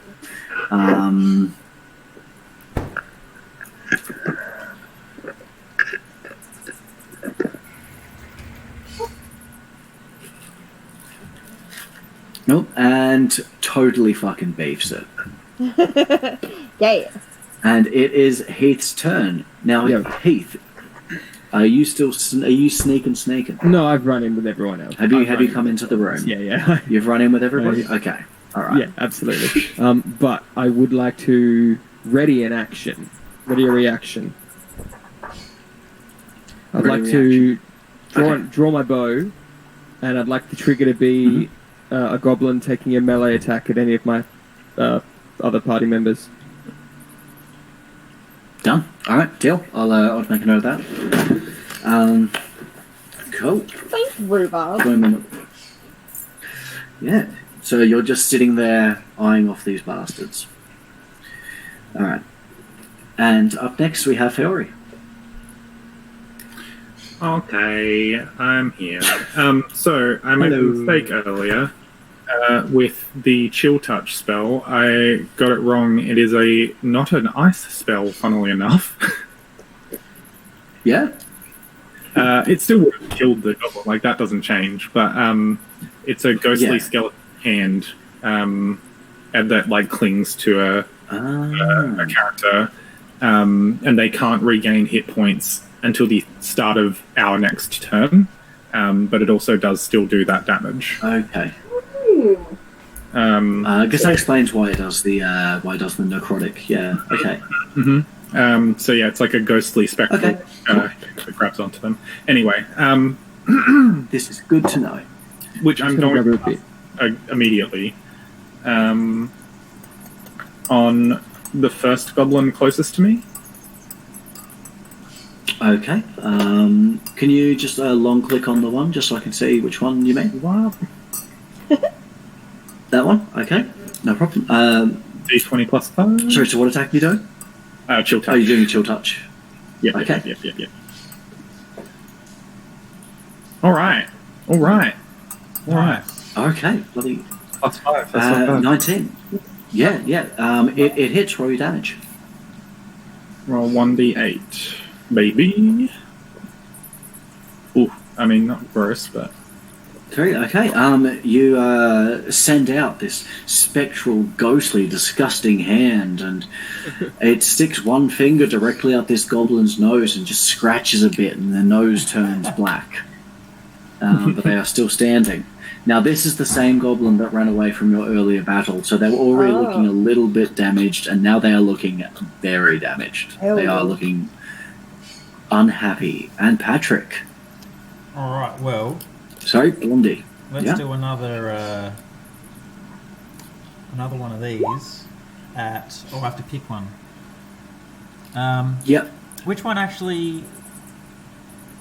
Let's go for this one. That one? Yep. Yep. Okay, yep. It hits, so roll your damage. 5.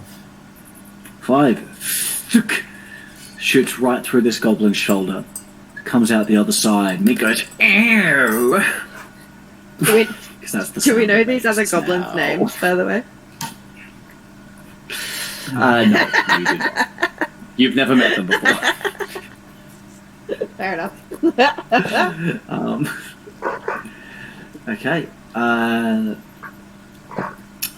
This goblin is going to pull out its short bow and just shoot right back at you. It's actually kind of badass.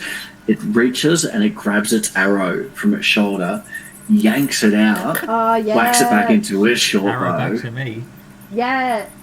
and it's gonna give you your arrow back. Hardcore. And it's going to miss horribly. The blood's really slippery. It was actually a really dumb, ill thought out idea. It can't even knock the fucking thing. And it is the goblin from the earlier room's turn, and it is going to take a melee attack against Ali, which is your cue, Heath. Rightio. Actually, no, hang on. Sorry, I just realised the way reactions work. I have to finish my turn first. That's fine. I think. Fee, can you clear this up at all, Fee? I have a mouthful of food right now. I had the little mini handbook I sent to the chat. Let me push that out. Apologies. For the mobile one. Yeah, I'm. A quick reference. What was the question? Oh, how does Basically, a reaction is an instant response to a trigger of some kind, which can also occur on your turn or on someone else's. So it says it's instant. Okay, after the trigger finishes, or ignore the trigger. Remember that you can only take one reaction per round. I'm just trying to decide whether the goblin will get a hit in or not before you attack them. Do you want me to do some kind of check for that? Fuck it. Let's roll for it. Let's contest dexterity. So give me a dexterity check, and I'll do a dexterity check for this goblin to see who is quicker on the draw. Hey. Oof. Okay. All right. Give me a sec. Yep. Take your attack. And because it's a melee, I have sneak attack. Because they're within 5 feet. Okay. Easy. All right. 15. Bloody. Tell me how you gank this little goblin. I see it raise its sword above its head, ready to attack. I've already got my my bow drawn, and I launch my arrow straight into its nads. Hey. Oof. It goes, my gonads. Because it tried to say goblins and gonads at the same time, but it realised just before it died that it made a That's a terrible different joke. game. There we go. Goblins and gonads. I would play that game. Okay, and it is dead. Ali, it's at you. Was that the one that was next to me? That was the one that was next to you. After shooting a quick, grateful glance at Rhubarb, I'm hold on. Hang on, I'm just gonna illuminate that part. There we go. Sorry, I realised you couldn't really see properly there. Right. Who have we got left? I'm going to. I haven't used my sword yet. I'm going to use my sword. Ooh, alright. My short sword. And who are you gonna go after? I'll go after this fella. Yep, no worries. Oh. Well, you run up, but you haven't used your sword in a long time, and you sort of you just don't have as much confidence as you should do taking the swing. You overthink it, and that's fine. Sometimes we overthink things, right? Don't beat yourself up for that. And you beef it. Okay, well, good job. But you're up here now. Ellen, back to you. Hello. I would like to take a bloody warhammer swing at the guy closest to me. So. Okay, all right. So this is the one. Guy. This one. Yeah. Great. Make your attack. Oh, apparently I can't. What's going on? Oh, damn it. All right. You go to make the I attack. just hit battery setting mode. Hang on, 1 sec. Okay. And it just doesn't quite hit. Ducks underneath your warhammer. You take a nice big swing. And it is going to come right back at you. Mm-hmm. It's going to take a swing at you with its scimitar. And it also misses. You duck under its scimitar. You're just doing a little back and forth Cossack dance of ducking under each other's blows. But you stop playing with your food. It is now this goblin's turn. Okay. Just Yep. look how cute Lucy is right now. Oh, gorgeous. Gorgeous. Sorry. Continue.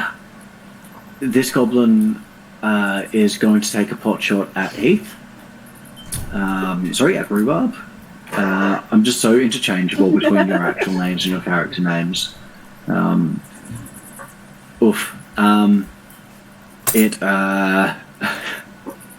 It's definitely going to hit. Oh, no. And it does 6 piercing damage. Oh, no. So you feel the arrow just shunk into your tummy. Oh. Oh no, rhubarb. You're essentially you're like Boromir right now, just a lot smaller. Too soon. Too soon. And it is. Sorry, it is now your turn. With this arrow Oh, it's sticking my out turn of your already. stomach. Shit. It's your turn. Yeah. We're getting through it quickly tonight, guys. Definitely. Not here to fuck spiders. No, just I've goblin. taken a lot of damage, so I'm going to fire an arrow back at that goblin, but that won't end my turn. I'm going to move afterwards. Okay, yeah, for sure. Yeah. Alright, make your attack. Okay, boom. Alright, you do 5 big old dammies, and it goes. I guess that's fair. I'm going to then crawl around the corner and just place myself against the wall and just go like, that's smart. Okay. You gonna do a Family Guy? Let's do the.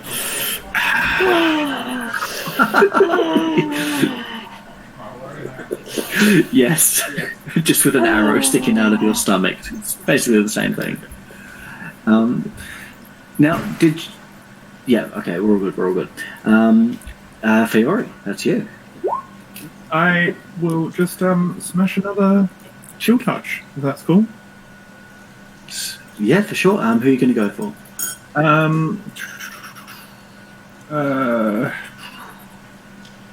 Is anybody in trouble right now besides So, having the arrow sticking out of his stomach? No. no, everyone's looking pretty healthy except for Heath. The goblins, this one's looking the healthiest. No one's managed to get a hit in on this one yet. These two are looking very rough though. They're both sort of have arrows sticking out of them and are bleeding everywhere. So is this one of the weaker ones? Yeah. All right. I attack that one then with chill touch. Okay. So another D20. Okay. 5. Yep. Oh, again a 13. All right. It hits. Yep. And then a D8. Hey! Nice. Oh, brilliant! All right, from your hand extends a ghostly, disgusting-looking skeletal hand. It reaches onto this goblin's face, and you see the goblin's skin just turn a sickening shade of black as its eyes bulge, and it falls to the ground. Damn. They already looks surprised. Dead. Did I do that shit? What the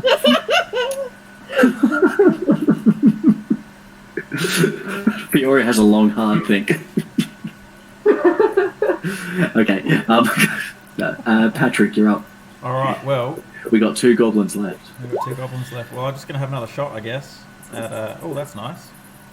Oh, fucking, okay, which one are you going I to go clicked at? that too fast. This one or the one at the back? I'll go for this closest one. Closest one? Okay. Stabs right into its leg, and it goes, "Oh, this is a different limb to the others." Wait, in context, what's he I was like, I couldn't say shoulder again. How many limbs do goblins have? Well, look, I've stabbed one through the shoulder, one through the stomach, one through the arm, and I was like, fuck, I can't use one of them again. So Yeah, this trying to one get went through the leg. distribution of arrow stabbings? Absolutely. You cop the goblin, and it is not looking happy. Let's have a We're look. running out of appendages here. And Ali, it is your turn. We got 2 very, very injured goblins. Very, very injured. How injured? They are looking pretty rough. Yeah, very injured. Yes. They have arrows sticking out everywhere. Well, They look like porcupines, but goblins. yes. Porky bin. That was stupid. Well, I guess we only need one of them alive.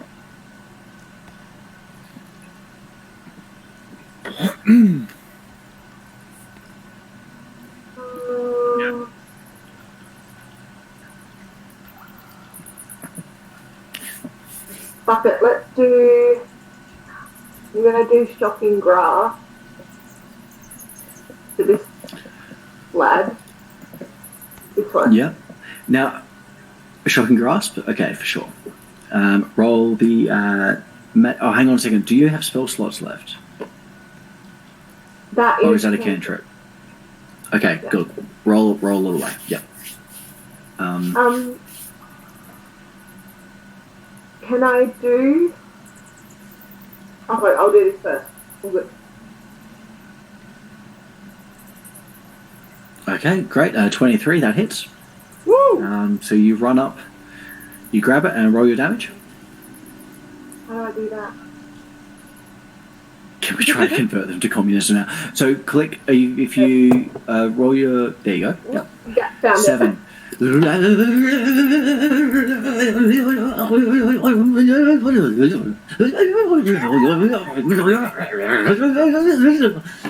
it just disintegrates into ash. Now, It is not. Like a match lit and then burnt down really fast. is that my action Look, done? the brightest lights burn the. Sorry? Is that my actions done? That's your action done. You can say something if you want to be cool though. What? I feel like I should say something witty, but I just can't think of it. I'm going to... That's shocking. Alarafra is going to yell at the group, though. Remember, we need the last one alive. Okay, now I'm going to point out something to you guys here that I realise I haven't really made it really obvious to you guys. There is a staircase at the back of this room. Did notice that earlier. So just take, I did know that. from that what you will. Yeah. Okay.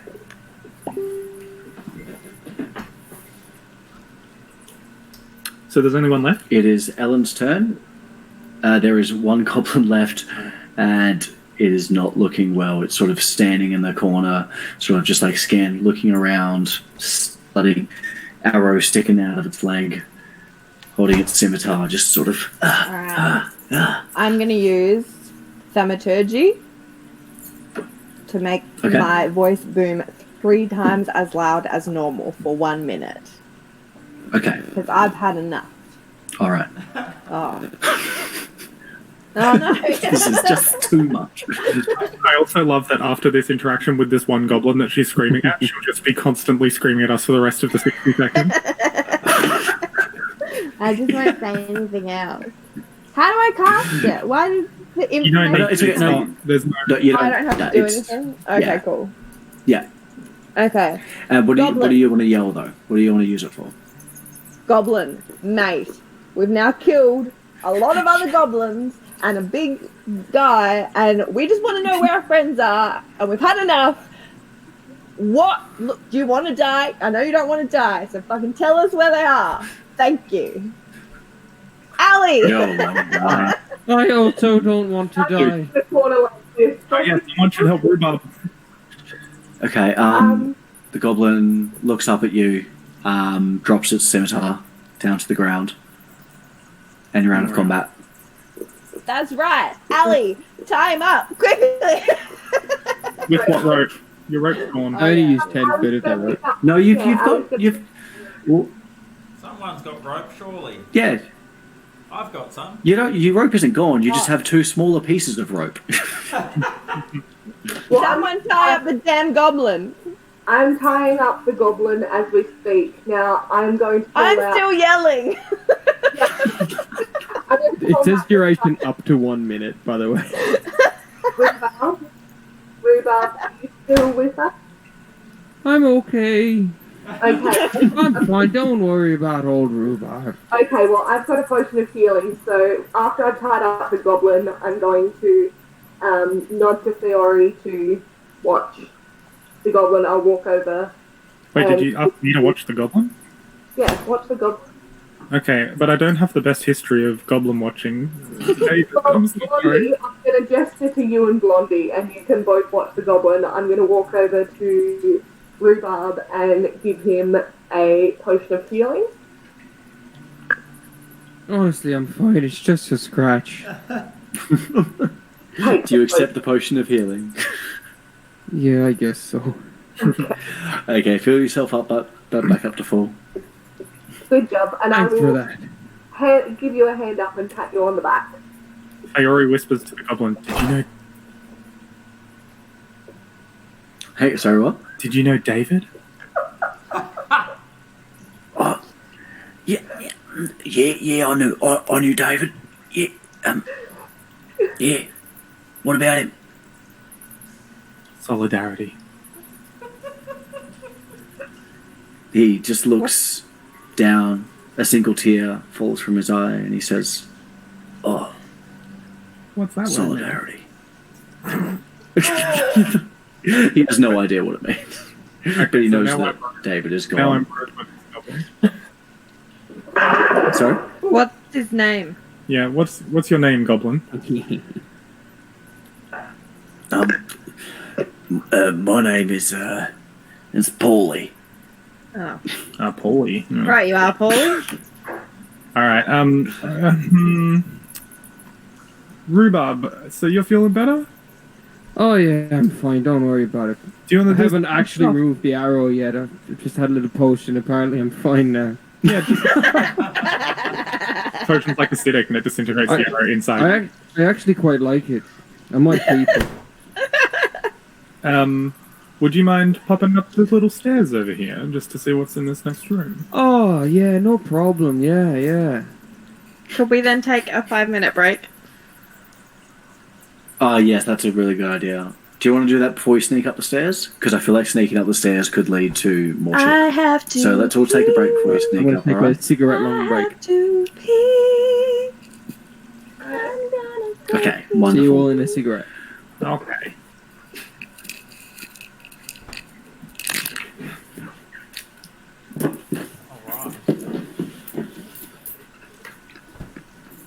Everybody's having a break, Lauren. I don't know if you heard that.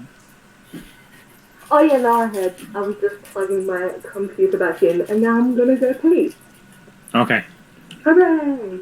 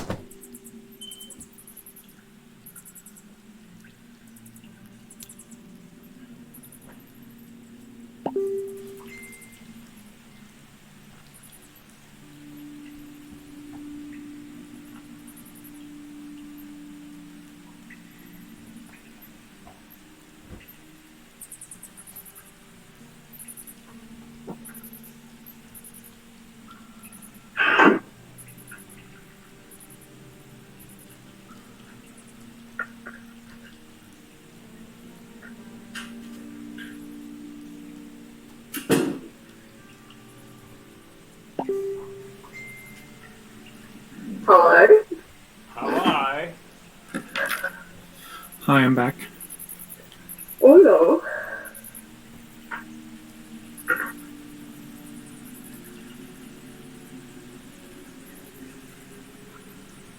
Am I super duper quiet? No, it's just like, and I'm not being mean. It's the audio quality of the mic when everyone's talking at once, sort of thing. I think Stephen's just finding it hard to hear you with the audio quality. Yeah, that makes sense. Stupid audio quality.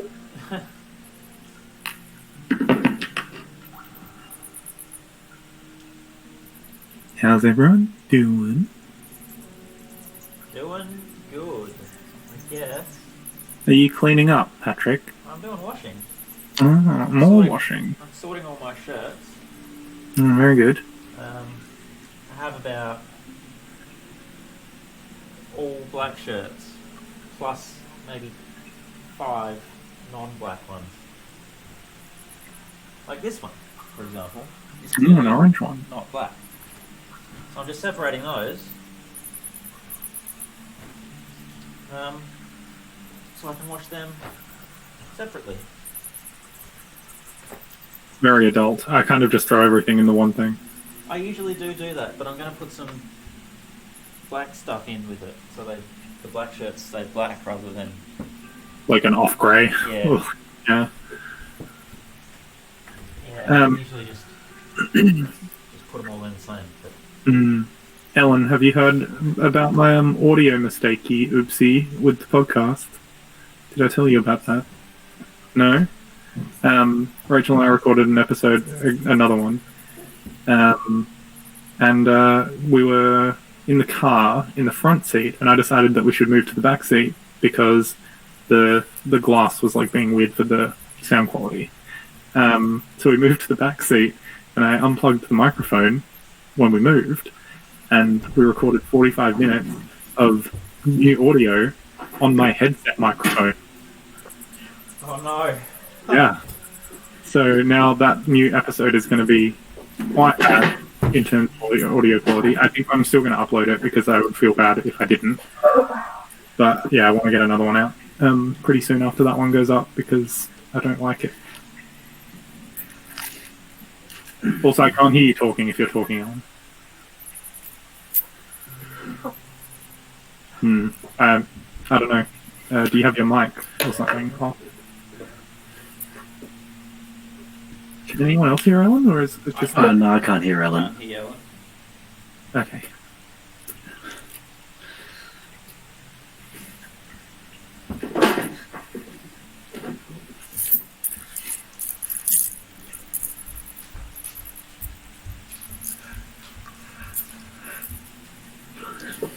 Lauren, Bonnie bought me my first pair of bed socks. I've never owned a pair of bed socks before.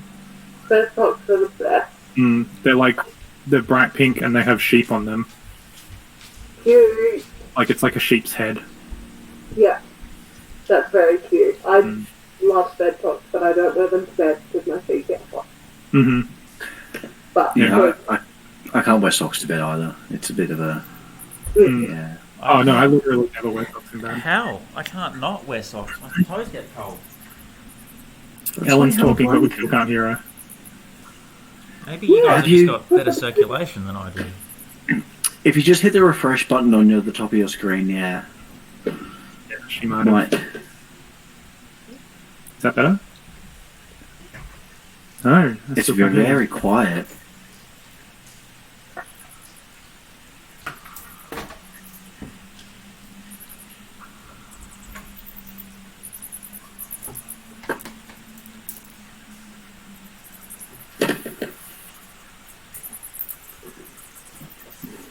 Did you already hit the refresh button, Ellen? Yeah. With the mic volume. Oh, there she goes. No, still no. I don't know what's going on. Oh wait, there we are. There we go. Yep. Yeah. You're back.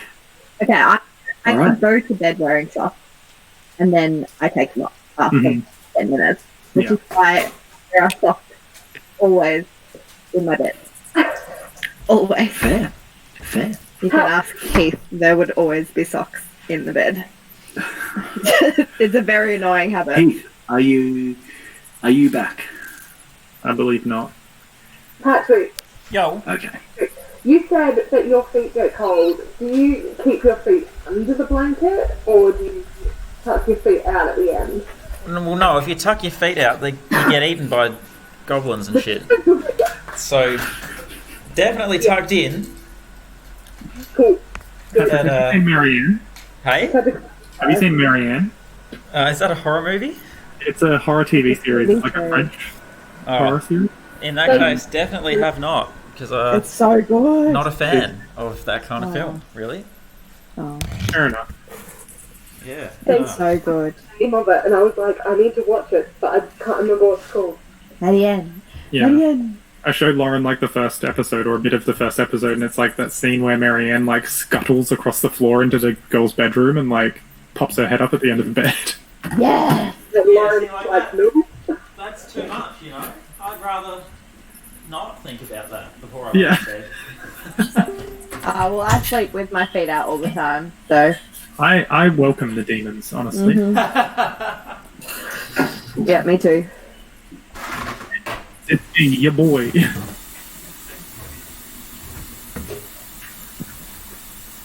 I don't know if anybody else watches BuzzFeed Unsolved. I do not. They do supernatural episodes, like they go to supernatural places and like try and talk to demons and like spirits and stuff, but like one of them's a believer and the other one's like a hardcore skeptic, and the skeptic is always like screaming at the ghosts and demons to like kill it, like, take their life and shit like that, and the believer is always like, what the fuck are you doing? One time Shane, the skeptic, was like, you can come back to my fucking house with me, just fucking kill me in my sleep, like do it, at least then we'll all know you exist. No, I don't like that at all. There's one where they're like on a bridge trying to summon like a demon called Goatman. It's like a local like legend, and he's just screaming at the top of his lungs like, "Take me, Goatman!" I'm just getting my cat. Very Bad porno. yeah, take me, Goatman. That's my persona, Goatman. Oh. We know that's not true, Fee. No, it's a wolf, isn't it? Hello. Hello. Heath, I'm glad you're back. You interrupted where we were going with that conversation.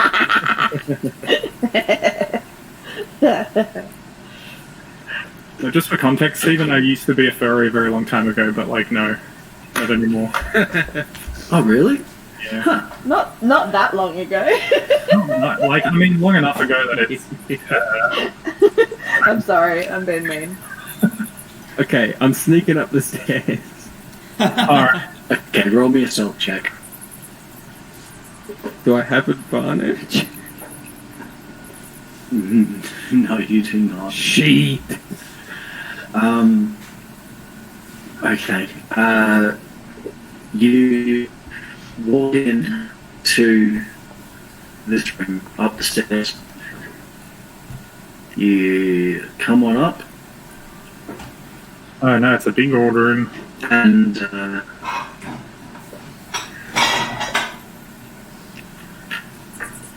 in the room you see, hang on,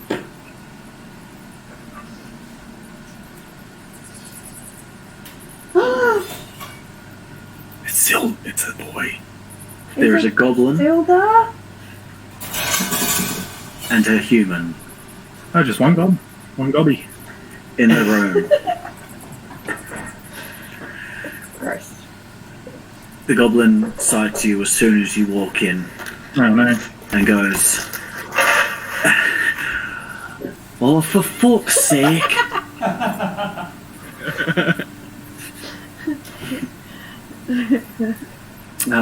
What do you do? Hilda! No, we don't see him It's just now. me. It's just Oh, we me. don't see him yet. You guys don't know yet. Heath is the only person. Sorry, Rhubarb is the only one. Sorry. Listen, I've killed enough fucking goblins today, and as far as I know, you're the only goblin living in this entire cave. So I'm going to give you one chance to drop your sword, and let us take our friend here, and you can leave with your life. Don't forget to tell him about the new economic system.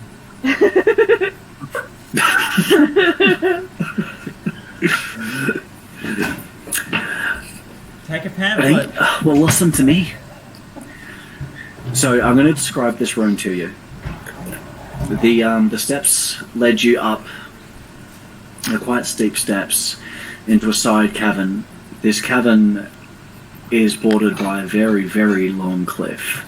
Standing on the sides of that cliff are Yemik, the goblin captain, with Sildar unconscious next to him, looking very, very unwell. They are standing beside the cliff,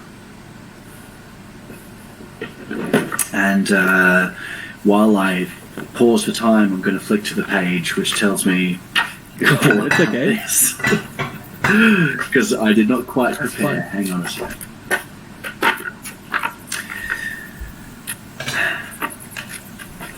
Okay.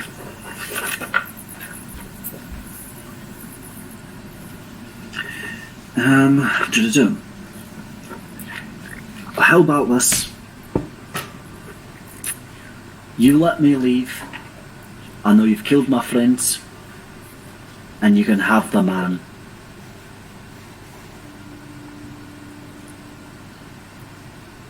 That's it. You let me walk out of here, I'll give you your man back. My man's. Your man's. That sounds just fine to me. Now I want no sudden movements, and I want you to leave your sword and your weapons on the ground there. Well, I've changed to Scottish, sorry. Stephen did. You my brother? Hey, Glasgow! What Leave your about weapons, Okay. on the ground there. And just walk out of here, you'll be fine. what about Gundren? You can't see this. Oh, sorry.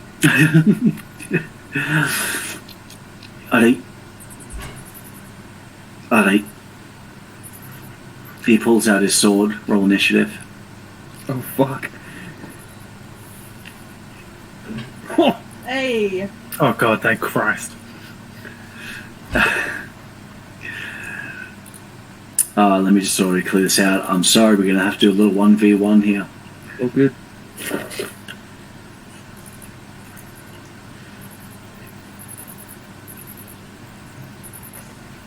Okay. The goblin too?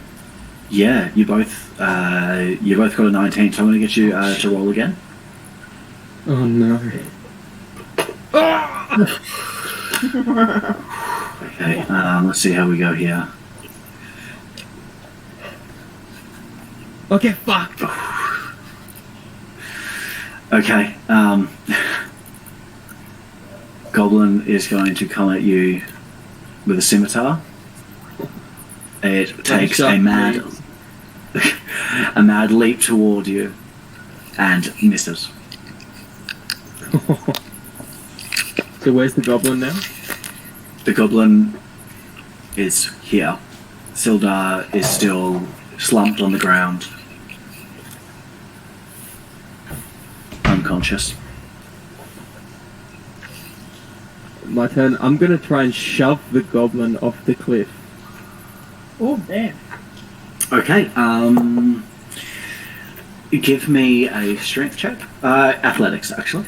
Give me an athletics check. Oh. Okay. You grab Yimik. You lift him above your head, because goblins aren't that big.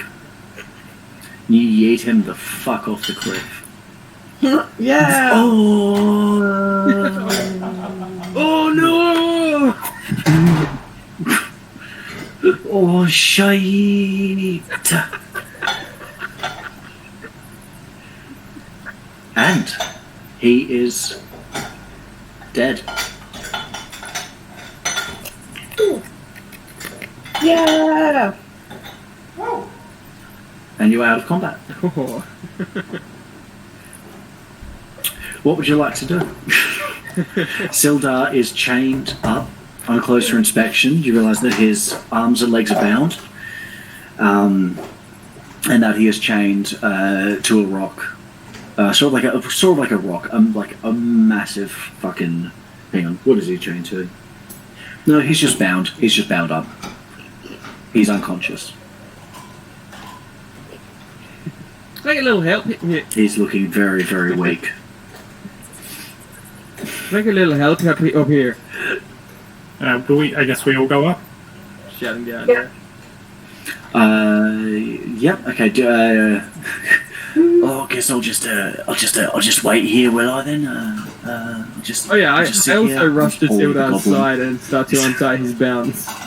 His Oh binding. yeah, we have a goblin. I forgot. Yeah, there's still a goblin chilling downstairs. Okay, well I'll stay with the goblin if you need some help. Other people can go. Well, I go. Theory goes up. I also Okay. will go. And Okay. I guess in a shock, we sort of both rush to Sildar's side, I suppose. And Theori looks at Eldeth and sort of gestures towards Sildar and asks if she can do anything as the party cleric. Look, I'll say this. Look, he's not dead. He's just unconscious and unwary. I'd say you wouldn't need a spell to heal him. You just he's looking pretty fucking rough. But he is sort of his eyes are closed. I pour a little water from my war skin onto Sildar's face. Oh,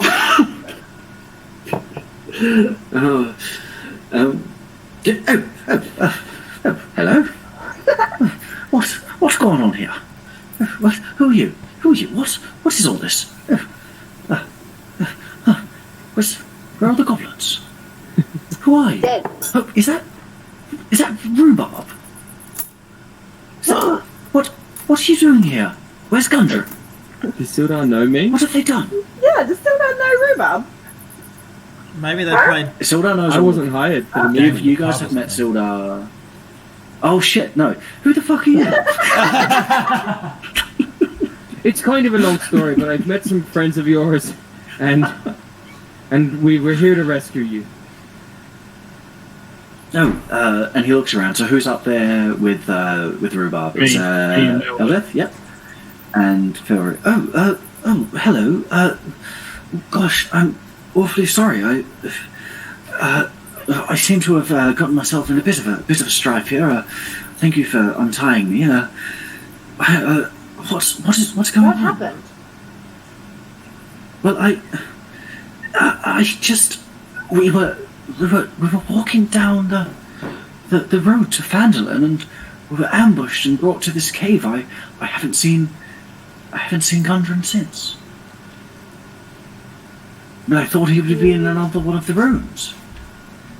Well, we haven't found him so far, but we're glad you are okay. We've explored every room in this cave as far as I can assume.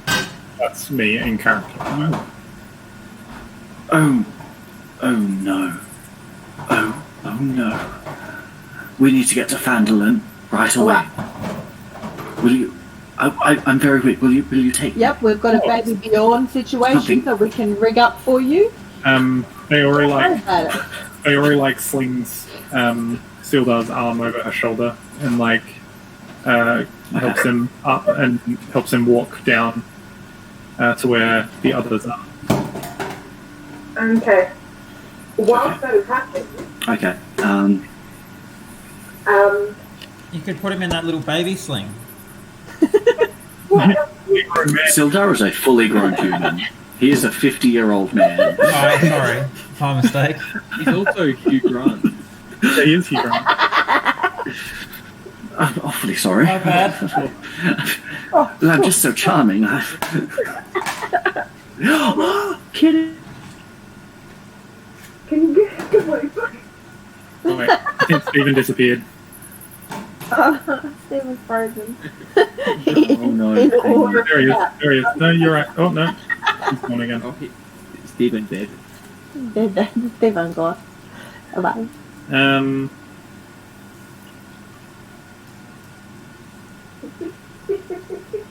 Oh, Tiger. He's just like, not me. Alright. There you go, Steve. We can see you again. All right. Yeah, the cat was confused. I had to throw my computer down. Now let me just read. Tell me what you're doing with Paulie down there. Yeah, what are we going to do with the goblin? What are we doing with this goblin? Whilst all of that was happening, Ali is standing in front of the goblin, and I would like to question him about Gundren, Mm-hmm. see if he knows any Okay. information. So I need to roll. No, he is surrounded by his dead friends. Yeah. He says, look, all right. I can't remember his voice. He's now Jason Statham. Yeah, all right. What I can do is, what I heard is there's something named the Black Spider, and we got told if we was to capture these two heading up to Phandelver and bring them to the Black Spider, we get paid a mighty handsome reward. But it's the But black. now I guess I don't know. Nobody's seen him. He sent one of his envoys down, yeah? He knows that we're pretty good at taking people and their things. But no one's never seen him before around these parts. We just know his name. What are you laughing at? So Jason Statham. Sorry. It's really good. The other one. Oh, Stephen, oh, sorry. Well, you embarrassed him. Oh no, I'm sorry. I think it was the that got me. Hello. Mate's been doing so well all night. It's all right. I feel like we're nearing the end of this session, so I also feel like we're nearing the end of this session. You... Okay, yeah, sorry. Sorry. So you said the black spider? Yeah, the Black Spider. Yeah, the person who you did meet with, did they say why they Yeah. wanted Gundren and Silver specifically? Mate, do I look like I give a fuck? Well, We you get can't- paid to catch these... Well, look, alright? We get paid to catch the adventurers, and then we get the gold. Now, obviously, that plan's gone bright up. I've told you what I know. Right. Do we kill him? Are we down there yet? yeah, we came down. We brought Yeah, cool. What's the name of the... Yeah. I asked the goblin. Sorry? What's the envoy's name? You said you only knew his name. What's his name? Oh, damn it. Oh, no, he's, Oh, we don't know the envoy's name. He came down, he's wearing one of them black cloaks like all of them mob wear. We don't ask no questions. how can we hear you We but just not take the see gold. you? Your video is gone, Stephen. Oh, there it there is. you are. Okay, hang on. I'm gonna. Oh, well, I'm back. You're good. You're good. You're good. Yeah, you're good. Okay, all right. Yeah, no, we don't know. I don't know his All right. name. What are we going to do with this goblin then, everybody? I say out loud in front of him. I don't know. Well, I'm we right don't here. really want to risk running away and telling any of his friends about us. Do Like, you have any friends left? I don't I think will bring this to your attention. the two. Yeah, I was about to say Oh. that. The two tied up out front. Oh, we left them there. We should just send them back in. Just like, no, nothing happened. It's all good. We just had a chat. They walk in. It's like that meme comic with the dog sitting in the building and everything's on fire. This is fine. Yeah. Give us one good reason why we shouldn't leave you the way you've left all your friends. I think you mean the way you've left my friends. That's what I said. I said wait. I said wait.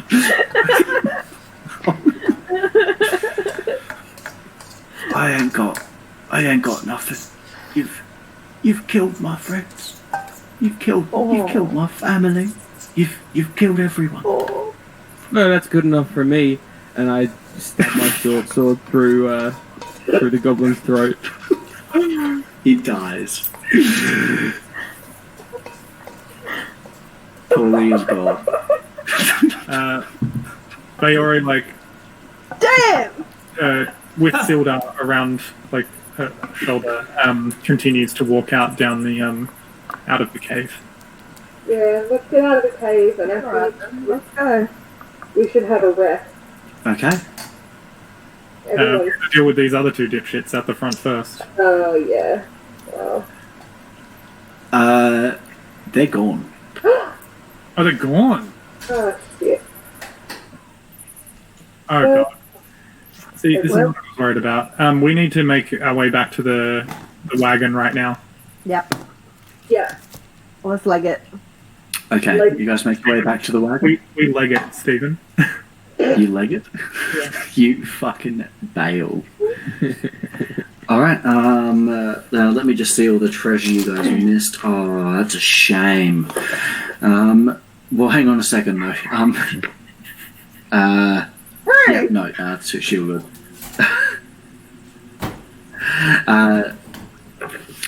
So, you guys make your way back to the wagon.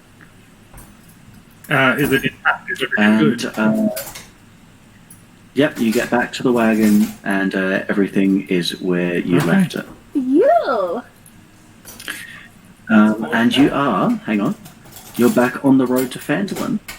I put Sildar in my... Okay. And do you have anything else you'd like to ask Sildar? Why do we need to go to Phandelver right now? Do you... I've got quite a... Gundren is an old friend of mine. Not only is he my patron, he is... Well, I had a responsibility to protect him. I don't know this black spider fellow, but... Well, I heard everybody talking about him in the cave. I've heard these goblins saying his name, but... Well, I don't know anything. I do have a friend in Phandelver, a wizard, and he knows more about these kinds of things. And well, I think we'd best get there as quickly as possible. And I will pay you to take me back to Phandelver. Does friend of yours have a name? I cannot make it there on my own. Yes, he does. I don't know if I trust this guy. Honestly, he feels like he's got some ulterior motive. Got a book with all his friends' names in it? My memory is terrible. Some kind of Facebook. Was that Oh, get out. Yes, his name is Iano Albrecht. And that's where we'll finish. Very good. Alright. You guys are amazing. We did it! And you are also all level 2.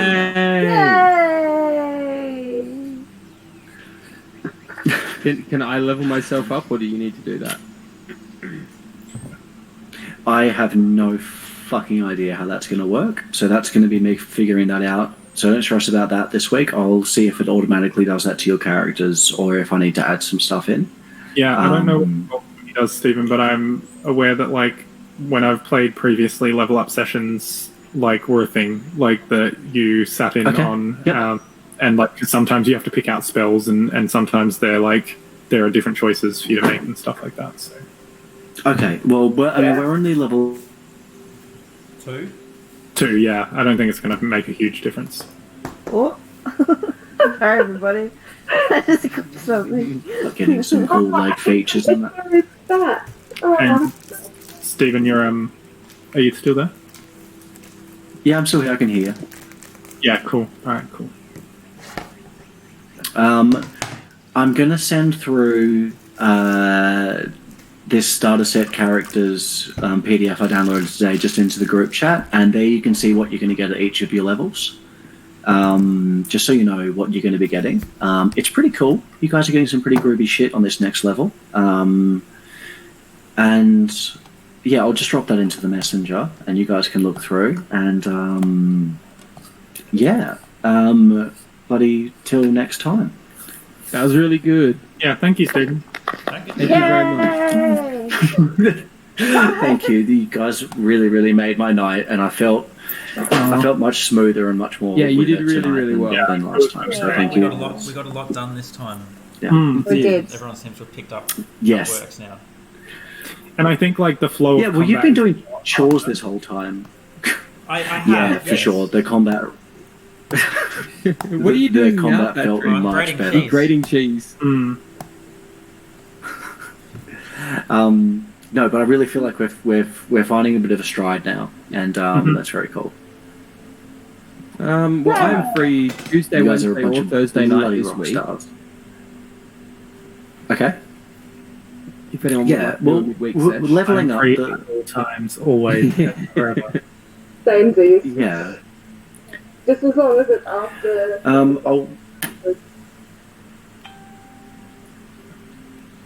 As long as after 7:30. Yeah, because Lauren has bedtimes for child.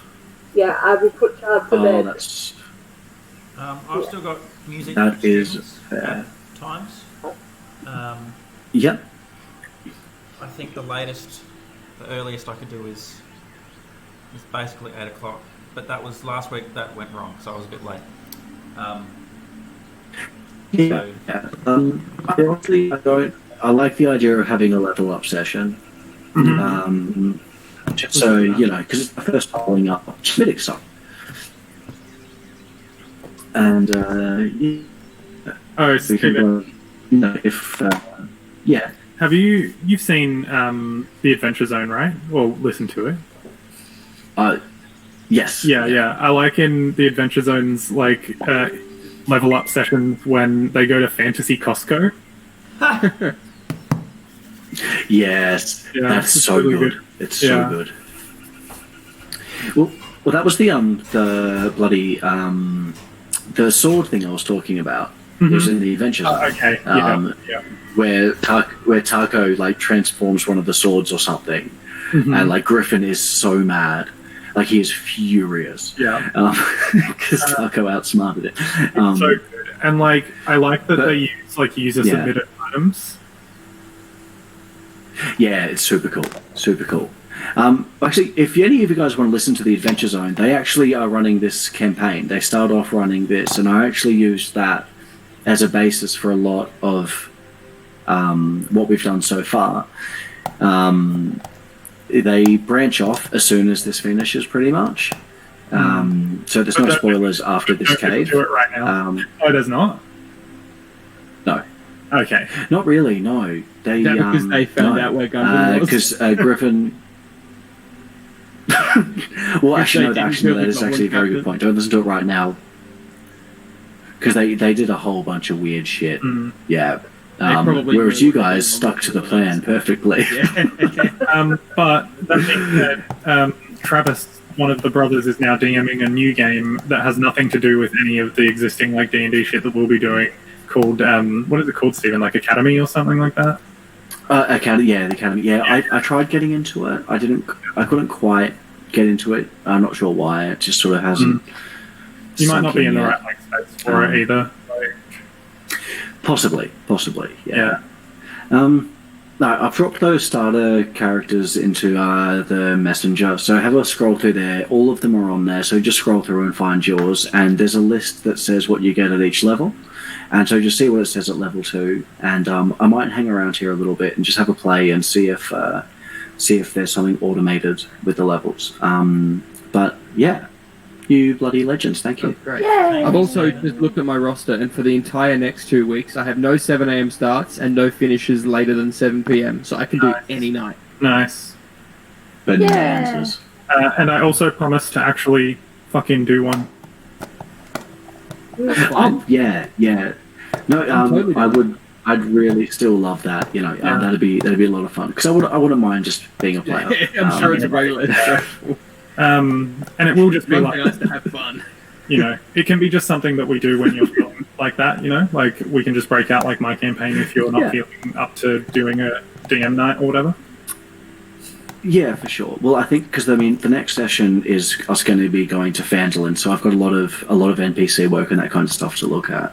So I'm going to need to read the next part of the module very, very thoroughly, just in case you guys throw me curveballs, which I'm sure you won't. I'm sure you guys will just, find the right person to talk to.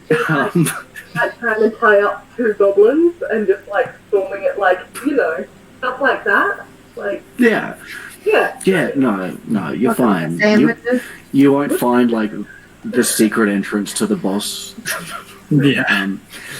Hey, I have an unrelated Beautiful. question. At what point do you just Yeah. eat the hunk of cheese instead Oh of yeah, continuing as soon to as I get, like probably before it's there. before? Yeah. Okay, I Yeah. don't feel so bad anymore then. Oh yeah, no. No, for sure. As soon as there Um, is even a hint of the possibility of me injuring myself while grading it, it's just in my mouth. Yeah, and it doesn't actually count towards Oh the rest no, of the cheese you definitely eat that not. day. It's totally separate. It doesn't No, count to the cheese yeah. account, no? Yeah. No. Yeah. No. No calories, no No. cholesterol. That's good. No. Can you believe it? Yeah, 0 calories. You gotta throw a cheese saving roll. A cheese saving properly? Yeah. Maybe I should have rolled a dexterity Oh, to but see if I cut my fingers open. That is Grate it. so much There's a cheese, lot of Patrick. tricks though. Coming from Ellen, that is that's pretty. Just That's all pretty the definitive. cheese that I have on my food? God's sake. Geez, you're gonna have to The roll fact a that you're flesh having code to check. try to like squeeze it in, like Yeah. I'll just tuck some down the sides there. Yeah. That's it. Alright, It gets better. cheesy No, blanket. so- head off. I'm gonna head off and I'm gonna try and maybe do some work on this one-shot campaign thing. Okay, bye, Fee. See you, Fee. Awesome. Alright. Bye. What's on top of it? Bye. Thank you. Patrick, Yeah, what did you just put on top of it? breadcrumbs. Oh, That keeps it together. damn. What is it? Is that like shepherd's pie or is it lasagna or? It's spiral Pasta bake. pasta, but I didn't have enough, so there's actual regular spaghetti in there as well. I've definitely done that before. Excellent. And, All right, I'm gonna go out for another dart. and I say that I didn't have enough, but I did actually have enough to fill 2 dishes because I can't. Oh my goodness. I can't count spaghetti. So No one can. Well, I'm Taking gonna off head my off. GM rings. Alrighty. Bye. Thank you, Lauren. Goodbye. Yeah, love you too. Bloody Love you. You're a bunch of rock stars. Bye. Bye. Bye.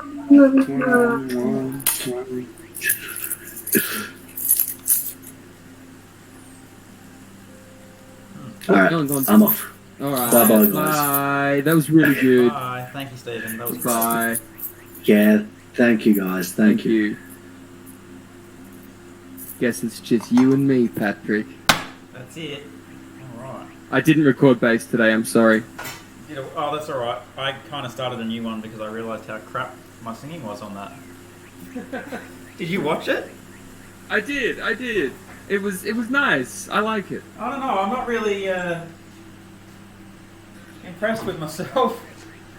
I don't know. Could have been better. Always could be better. Can you hear? Because I don't know how sensitive my mic is. Can you hear me playing bass there? I can hear it. I can hear some noises. Wait, let me.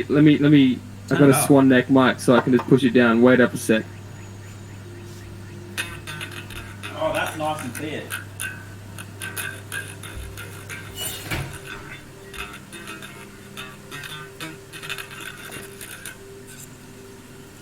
That is nice and clear. Fantastic. It's just a microphone, an SM58 in front of the bass. Oh, okay. Just unplugged. All that cooking for the week, and I haven't actually eaten anything tonight. Wait, that's gonna feed you for a week? Yeah, that's my week's worth of food. That's 3 days. Nah, 100%. I'm a small person. Yeah, who eats a lot of cheese? Well, yeah, but that's a week's worth of food between those two. Oh, fuck. Oh, but you did 2 trays? It's 2 trays, yeah. Oh, Jesus. Okay, I thought it was 1. I was like, come on. No, Get out of here. I didn't mean to do 2 trays. Please eat something. Yeah. In a second. I'm just putting the pasta in the pasta thing. Do you ever have this problem where your pasta doesn't fit in the thing? No, I never leave uncooked pasta. Yeah. Also, I have tall pasta containers because I work at IKEA and I have all the things. Oh, okay. Yeah. Now I don't really know what to do with this. I think I'm going to cut the pasta. I've been thinking all week trying to come up with the 2016 groove. The 2016 what? That is in the time signature 2016, 4 beats of 5/16. Oh, okay. It's but it got to the point where I then put on some 4/4 music and it sounded weird.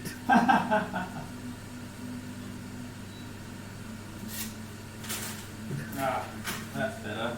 I'm having to rip the tops off this pasta just to make it clear.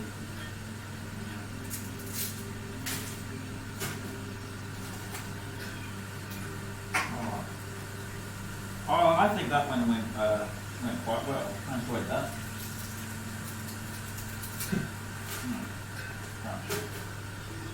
Hey man, I'm sorry. I haven't had a chance to talk to you about it. I'm sorry to hear about you and Isabel. Hope you're doing okay. Oh, yeah, that's alright. That was just, It's just a fucking thing that happens. the timing was so bad with that.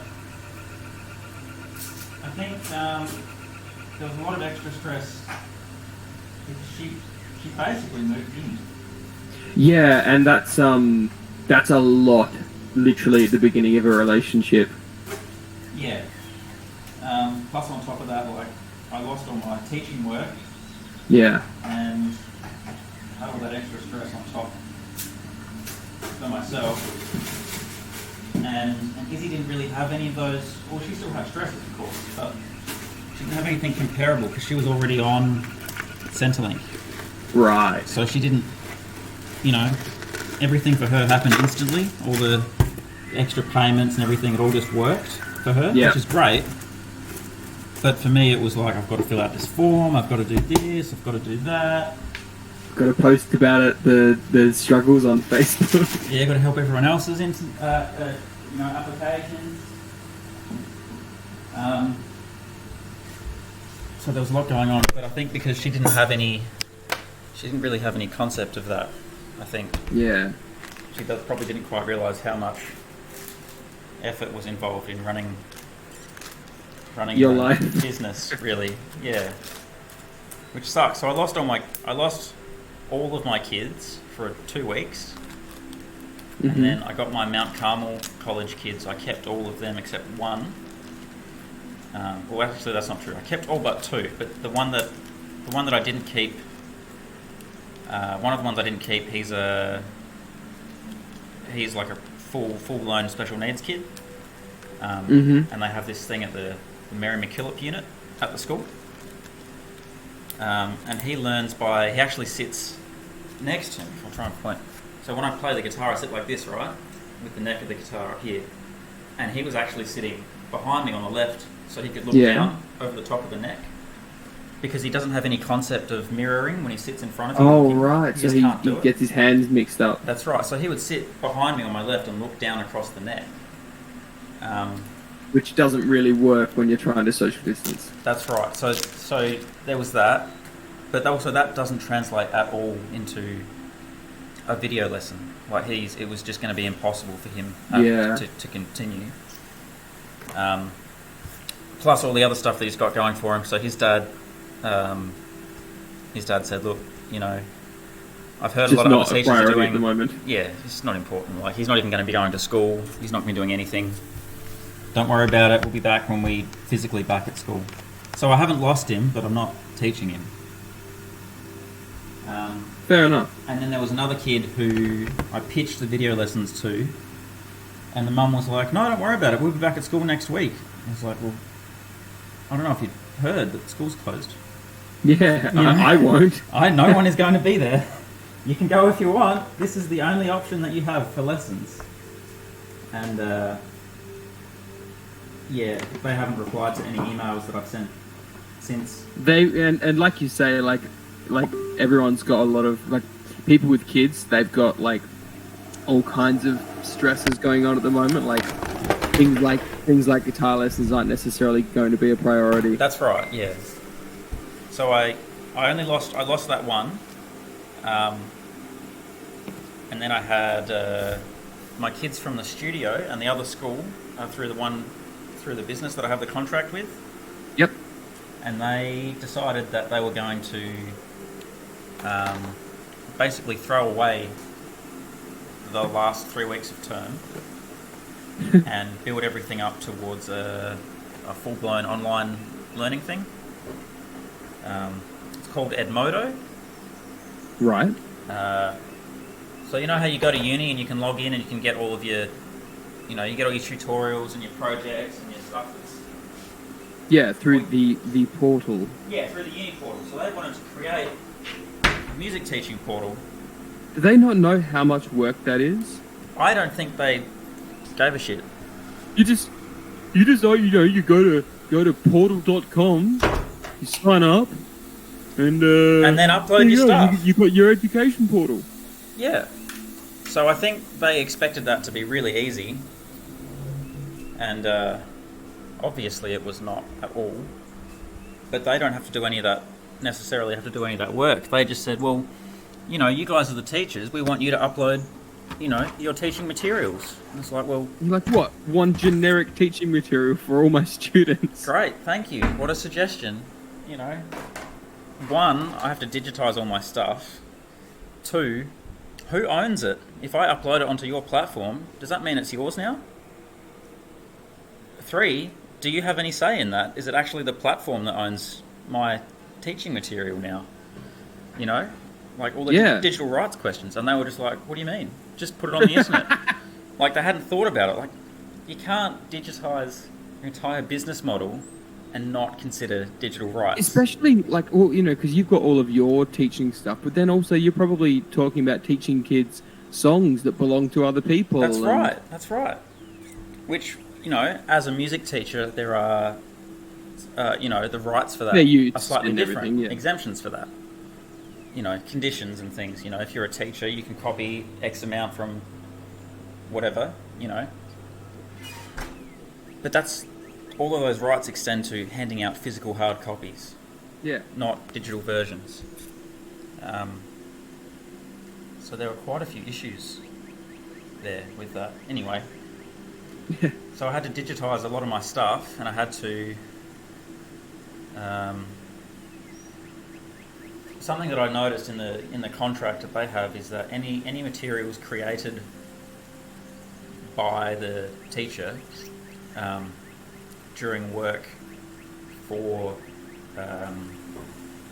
the school are the property of the school. It's like, well, that's fine, sure, but how do you know whether I've created it in the course of being your teacher or whether I've created it in the course of being my own business?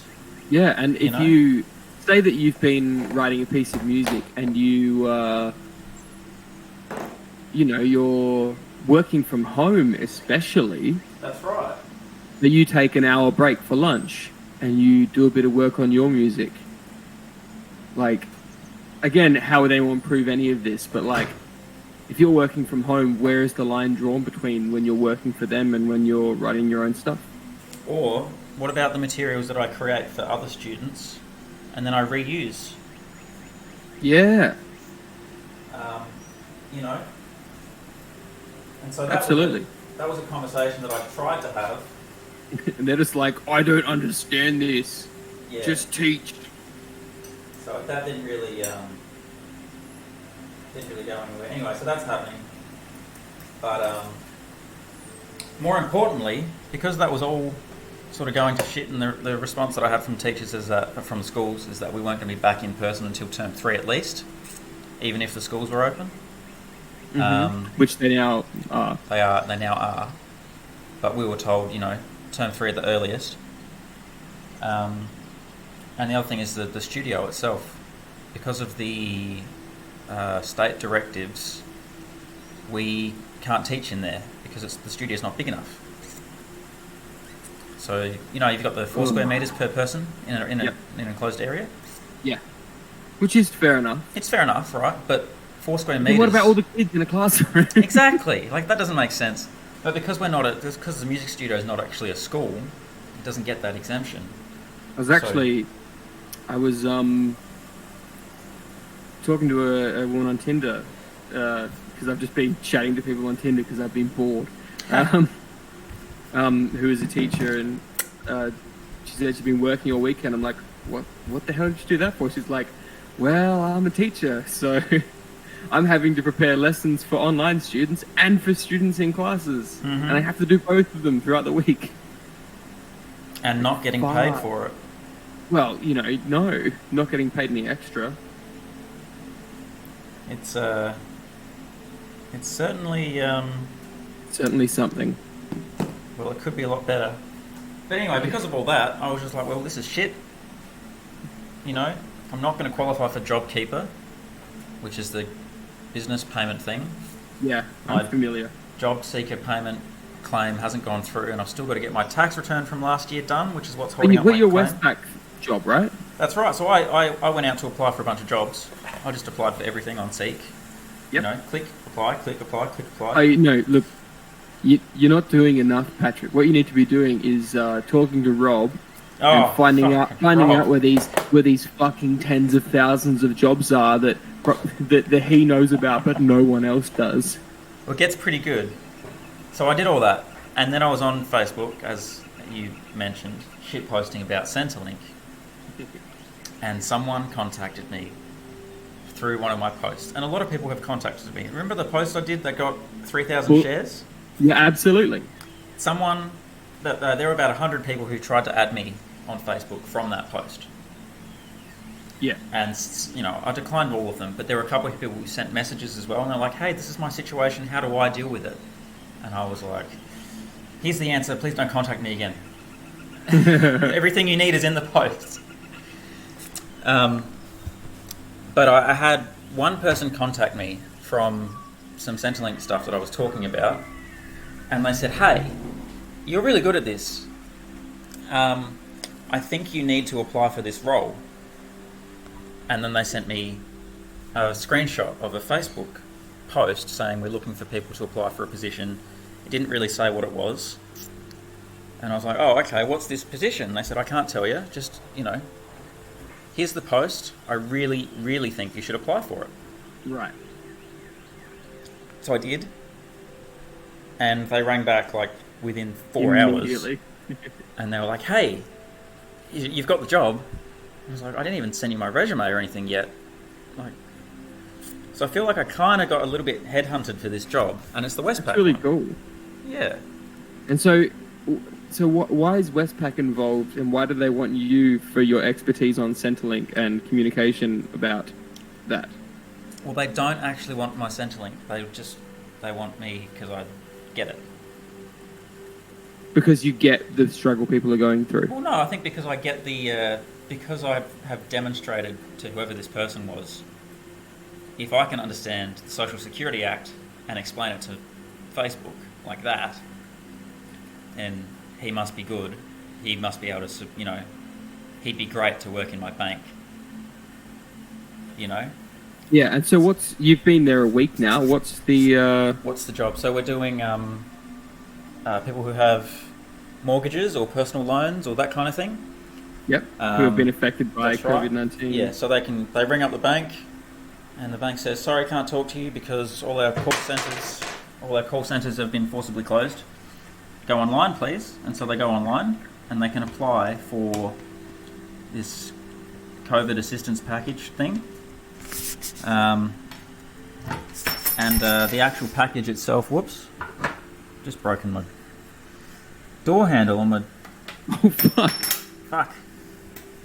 Do you want to see? It's ridiculous. Please. I don't know if you can see that. What the fuck? This is my drawer, and I went to open it with my foot. So, obviously that... That needs a tighten. Yeah, significantly, I don't have a thing for that. Oh, that's alright, I'll just use a knife.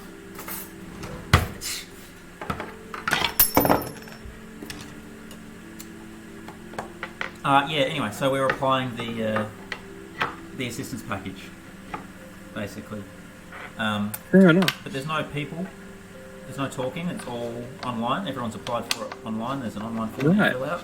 Is it like a permanent job, or is it a contract? It's a 2-month contract, but obviously we've got training and whatnot for this, which we have to do, which the first little while of this is just training. And,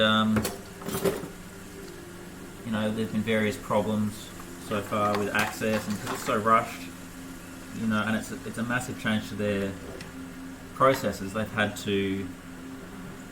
Basically, this program that we're applying didn't exist until the Monday of the first day that we started. Like, I started on Tuesday. So the entire process that we're doing is brand new. Yeah. Completely, absolutely brand new. Anyway, because of that, there's been a lot of issues with the training, because it's like, well, what do we train these people? What do they need to know? What do we need them to know?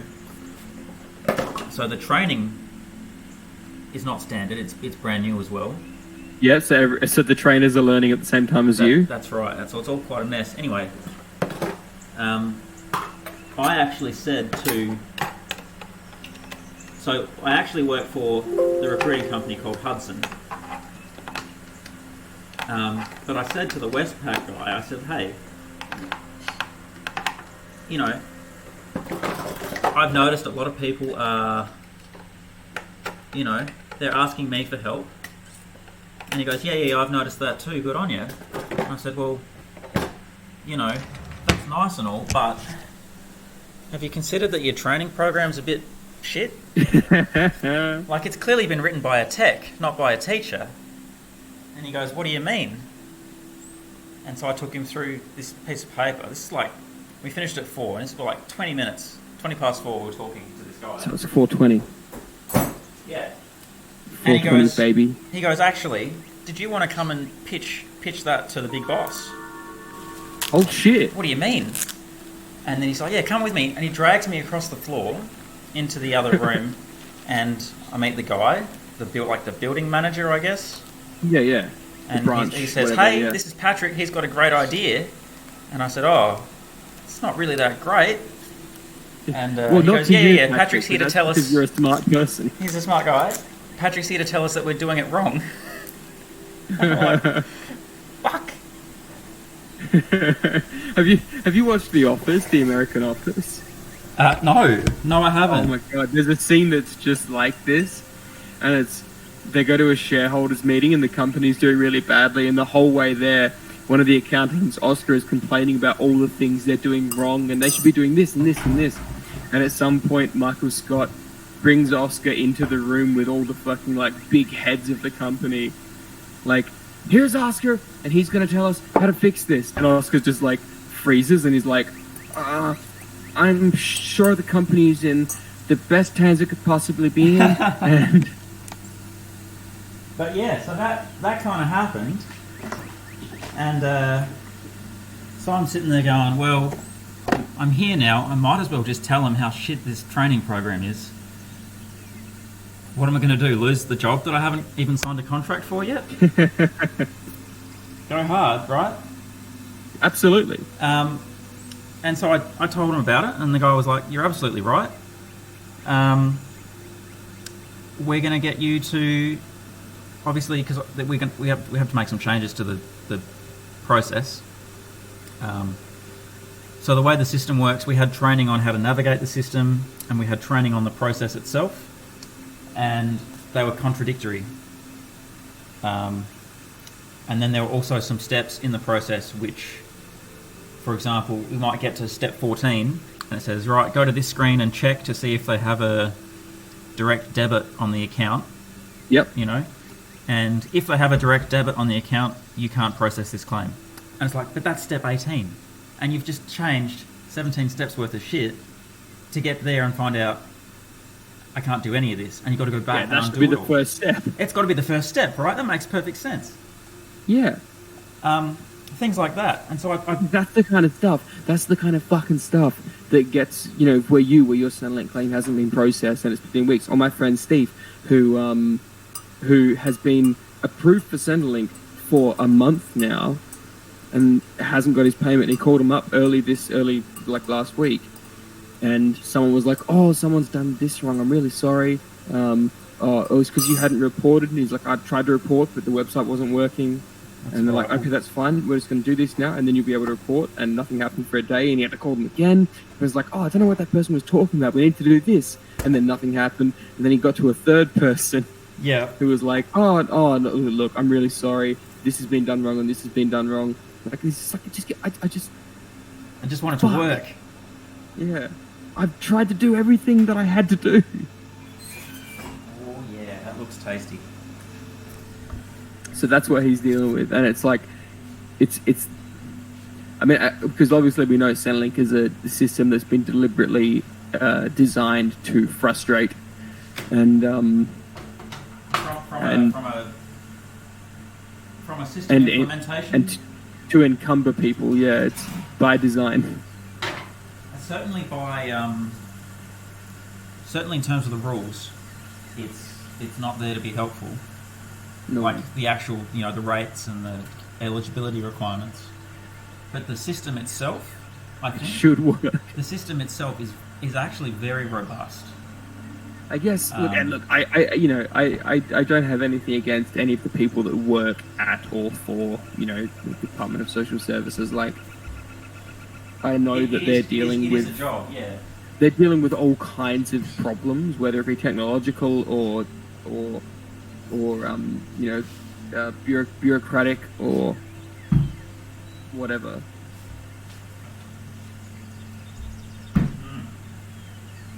But anyway, so are you now the trainer? What's going on? I don't know. I guess you just rock up tomorrow morning, huh? I just turn up tomorrow morning, and I don't know. I was kind of worried that he was going to take me into the office and be like, "Hey, look, listen to this fucking asshole. He's just told us everything we're doing is wrong. Can I sack him?" It's actually really good though, because a lot of leaders wouldn't take the feedback well. So the fact that this person has gone, you know what, you're onto something, that's a good sign. It is a good sign. Yeah, like we let.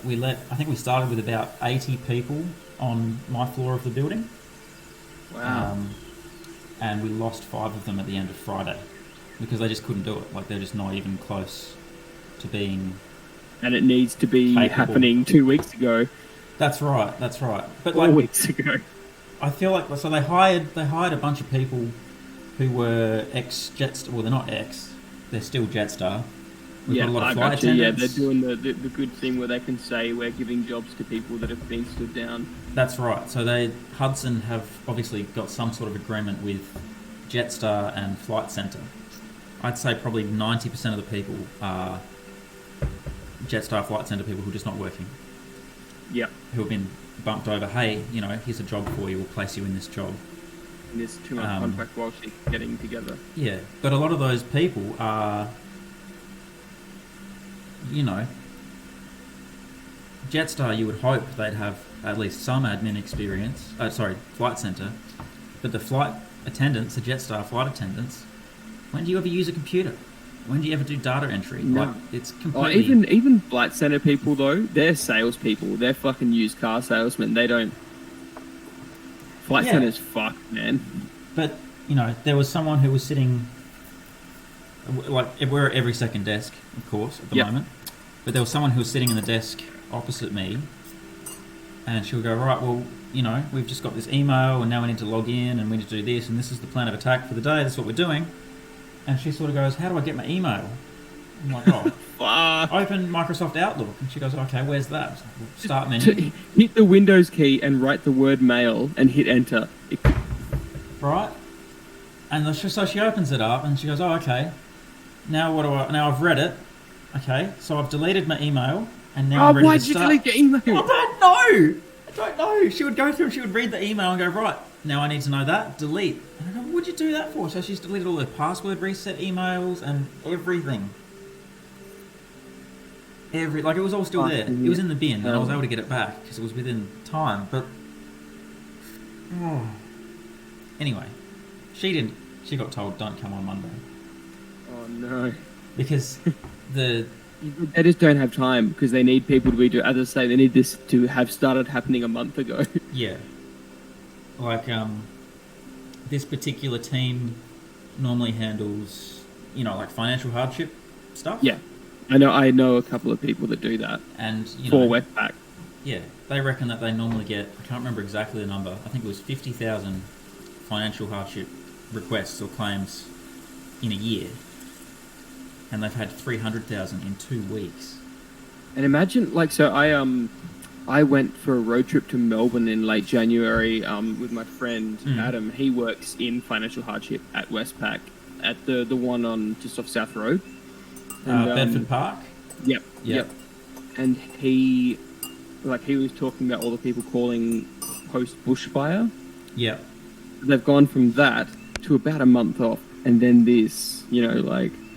And that's something that I've noticed, is that people have whatever program that they've already got from a bushfire assistance, and we then have to basically delete all of the previous assistance they've got and put on a brand new one, because you can't have overlapping assistance programs. Yeah. But also, there are some people who have got a bushfire assistance, which is, you know, like quite a generous assistance package.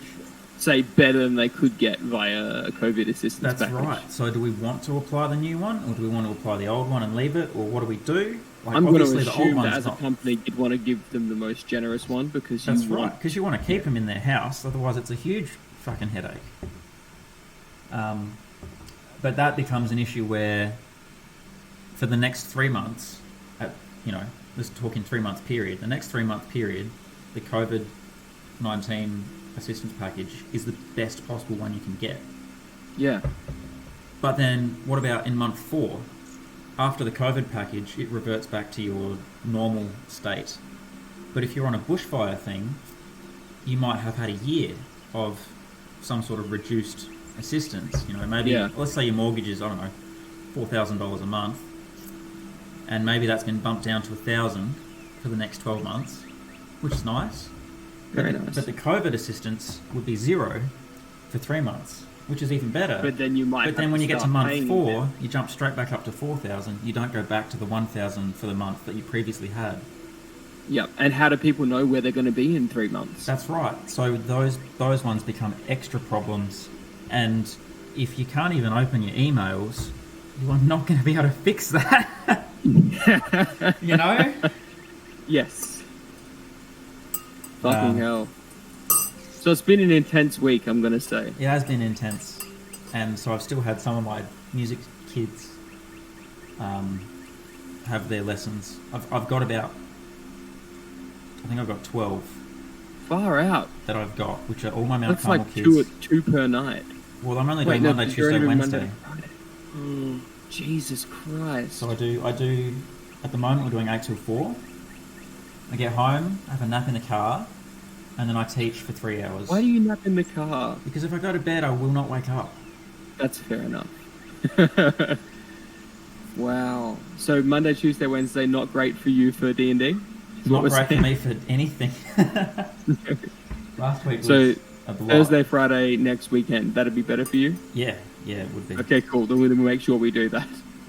But it's certainly like at the moment we've only got a 2-month contract, but in speaking to some of the people there about the job that we're actually doing, even if we take just the COVID assistance package by itself, it's a 3-month period, and it's backdated to about a month ago. Yep. We put that on, and then the week our contract finishes, everyone's going to apply for it again. So we'll be straight back in. Yeah. So even though they say it's a 2-month contract, I have a feeling that it'll just keep being extended. Like all of the call center that they had in the Philippines is gone. Yeah. I've had a bunch of issues because I moved house during the pandemic. Sorry. I trying to get my internet connected took nearly 2 weeks just because all of their capacity was diminished. Let's go with that. Yeah. So that's going to be something I think. Obviously, it's bad for those people in the Philippines who have lost their job, and that really sucks. Yes. But from an Australian perspective, those positions still need to be filled. Well, more so than ever. Yeah. So I saw Christina Keneally, the shadow immigration minister. Who was it? Christina Keneally, is that her? Oh yeah, I think so. Yeah, she was talking about how this gives us a chance that no country ever gets, which is Japan. Yeah, it's like a I'm reset betting. button. So I did see that. I don't think she really worded it well. She's not wrong, but you can still do it without being racist. I don't know. Did you see some of the? I think the way that they've worded it is very. It's not white. It's like the white Australia policy, except it's people who are already here policy. If that makes sense. Oh, I've lost you, mate.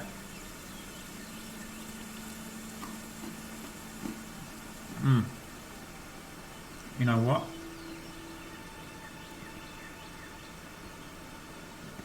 You've dropped out. Let's go over here.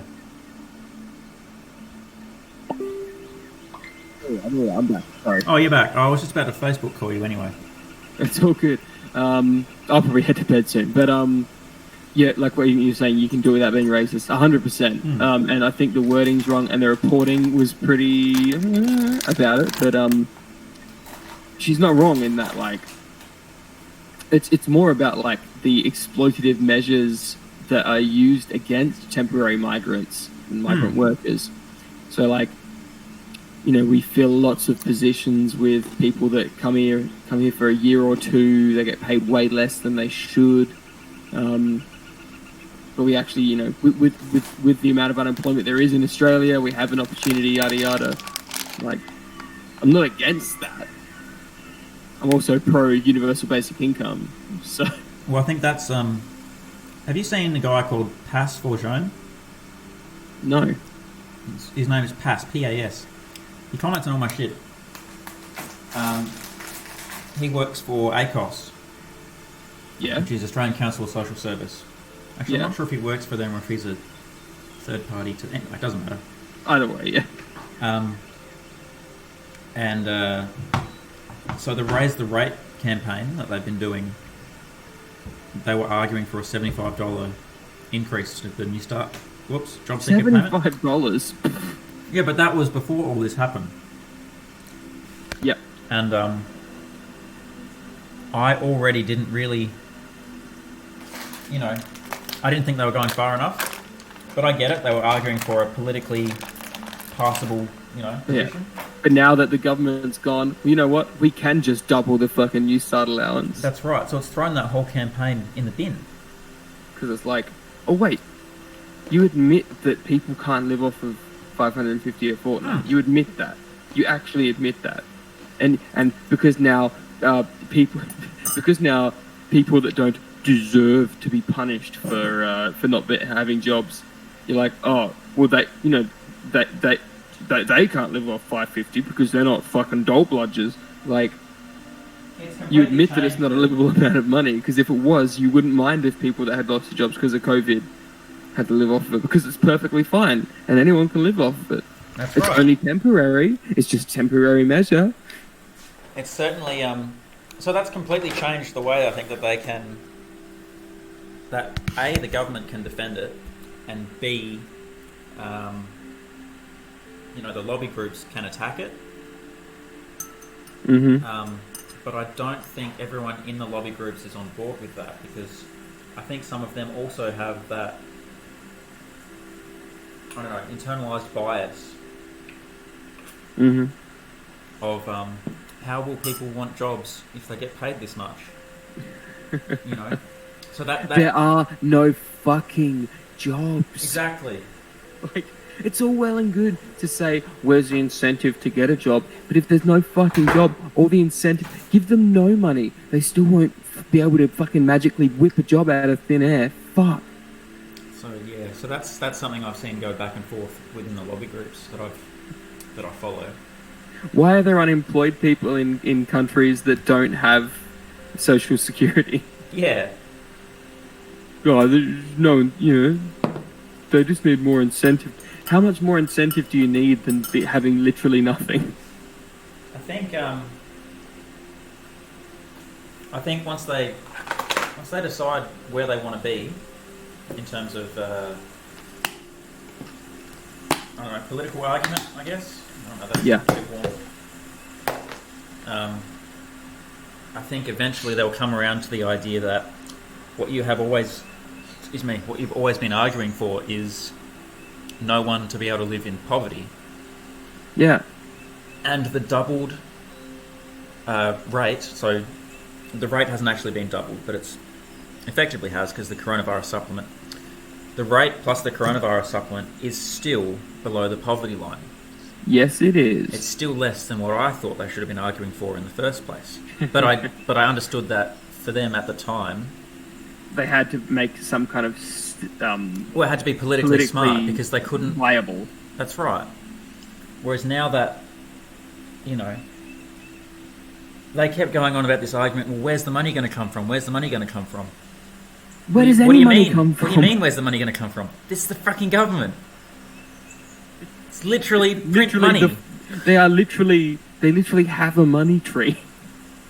But that's a really hard argument to make to a lot of people who have never seen it happen, and it's happening right now. Or people that don't understand the difference between a country's economy and a household economy. Yes. Australia, as a government, the government doesn't. The government does work for its money in some ways, in that you pay. Oh no, not. That's not even that. The only tax that literally, like things like the GST does. The government doesn't work for GST, and that's fine. GST's fine. It's fine. Whatever. The Medicare levy is the only tax I can think of that actually counts as a government working for its money. It just makes money.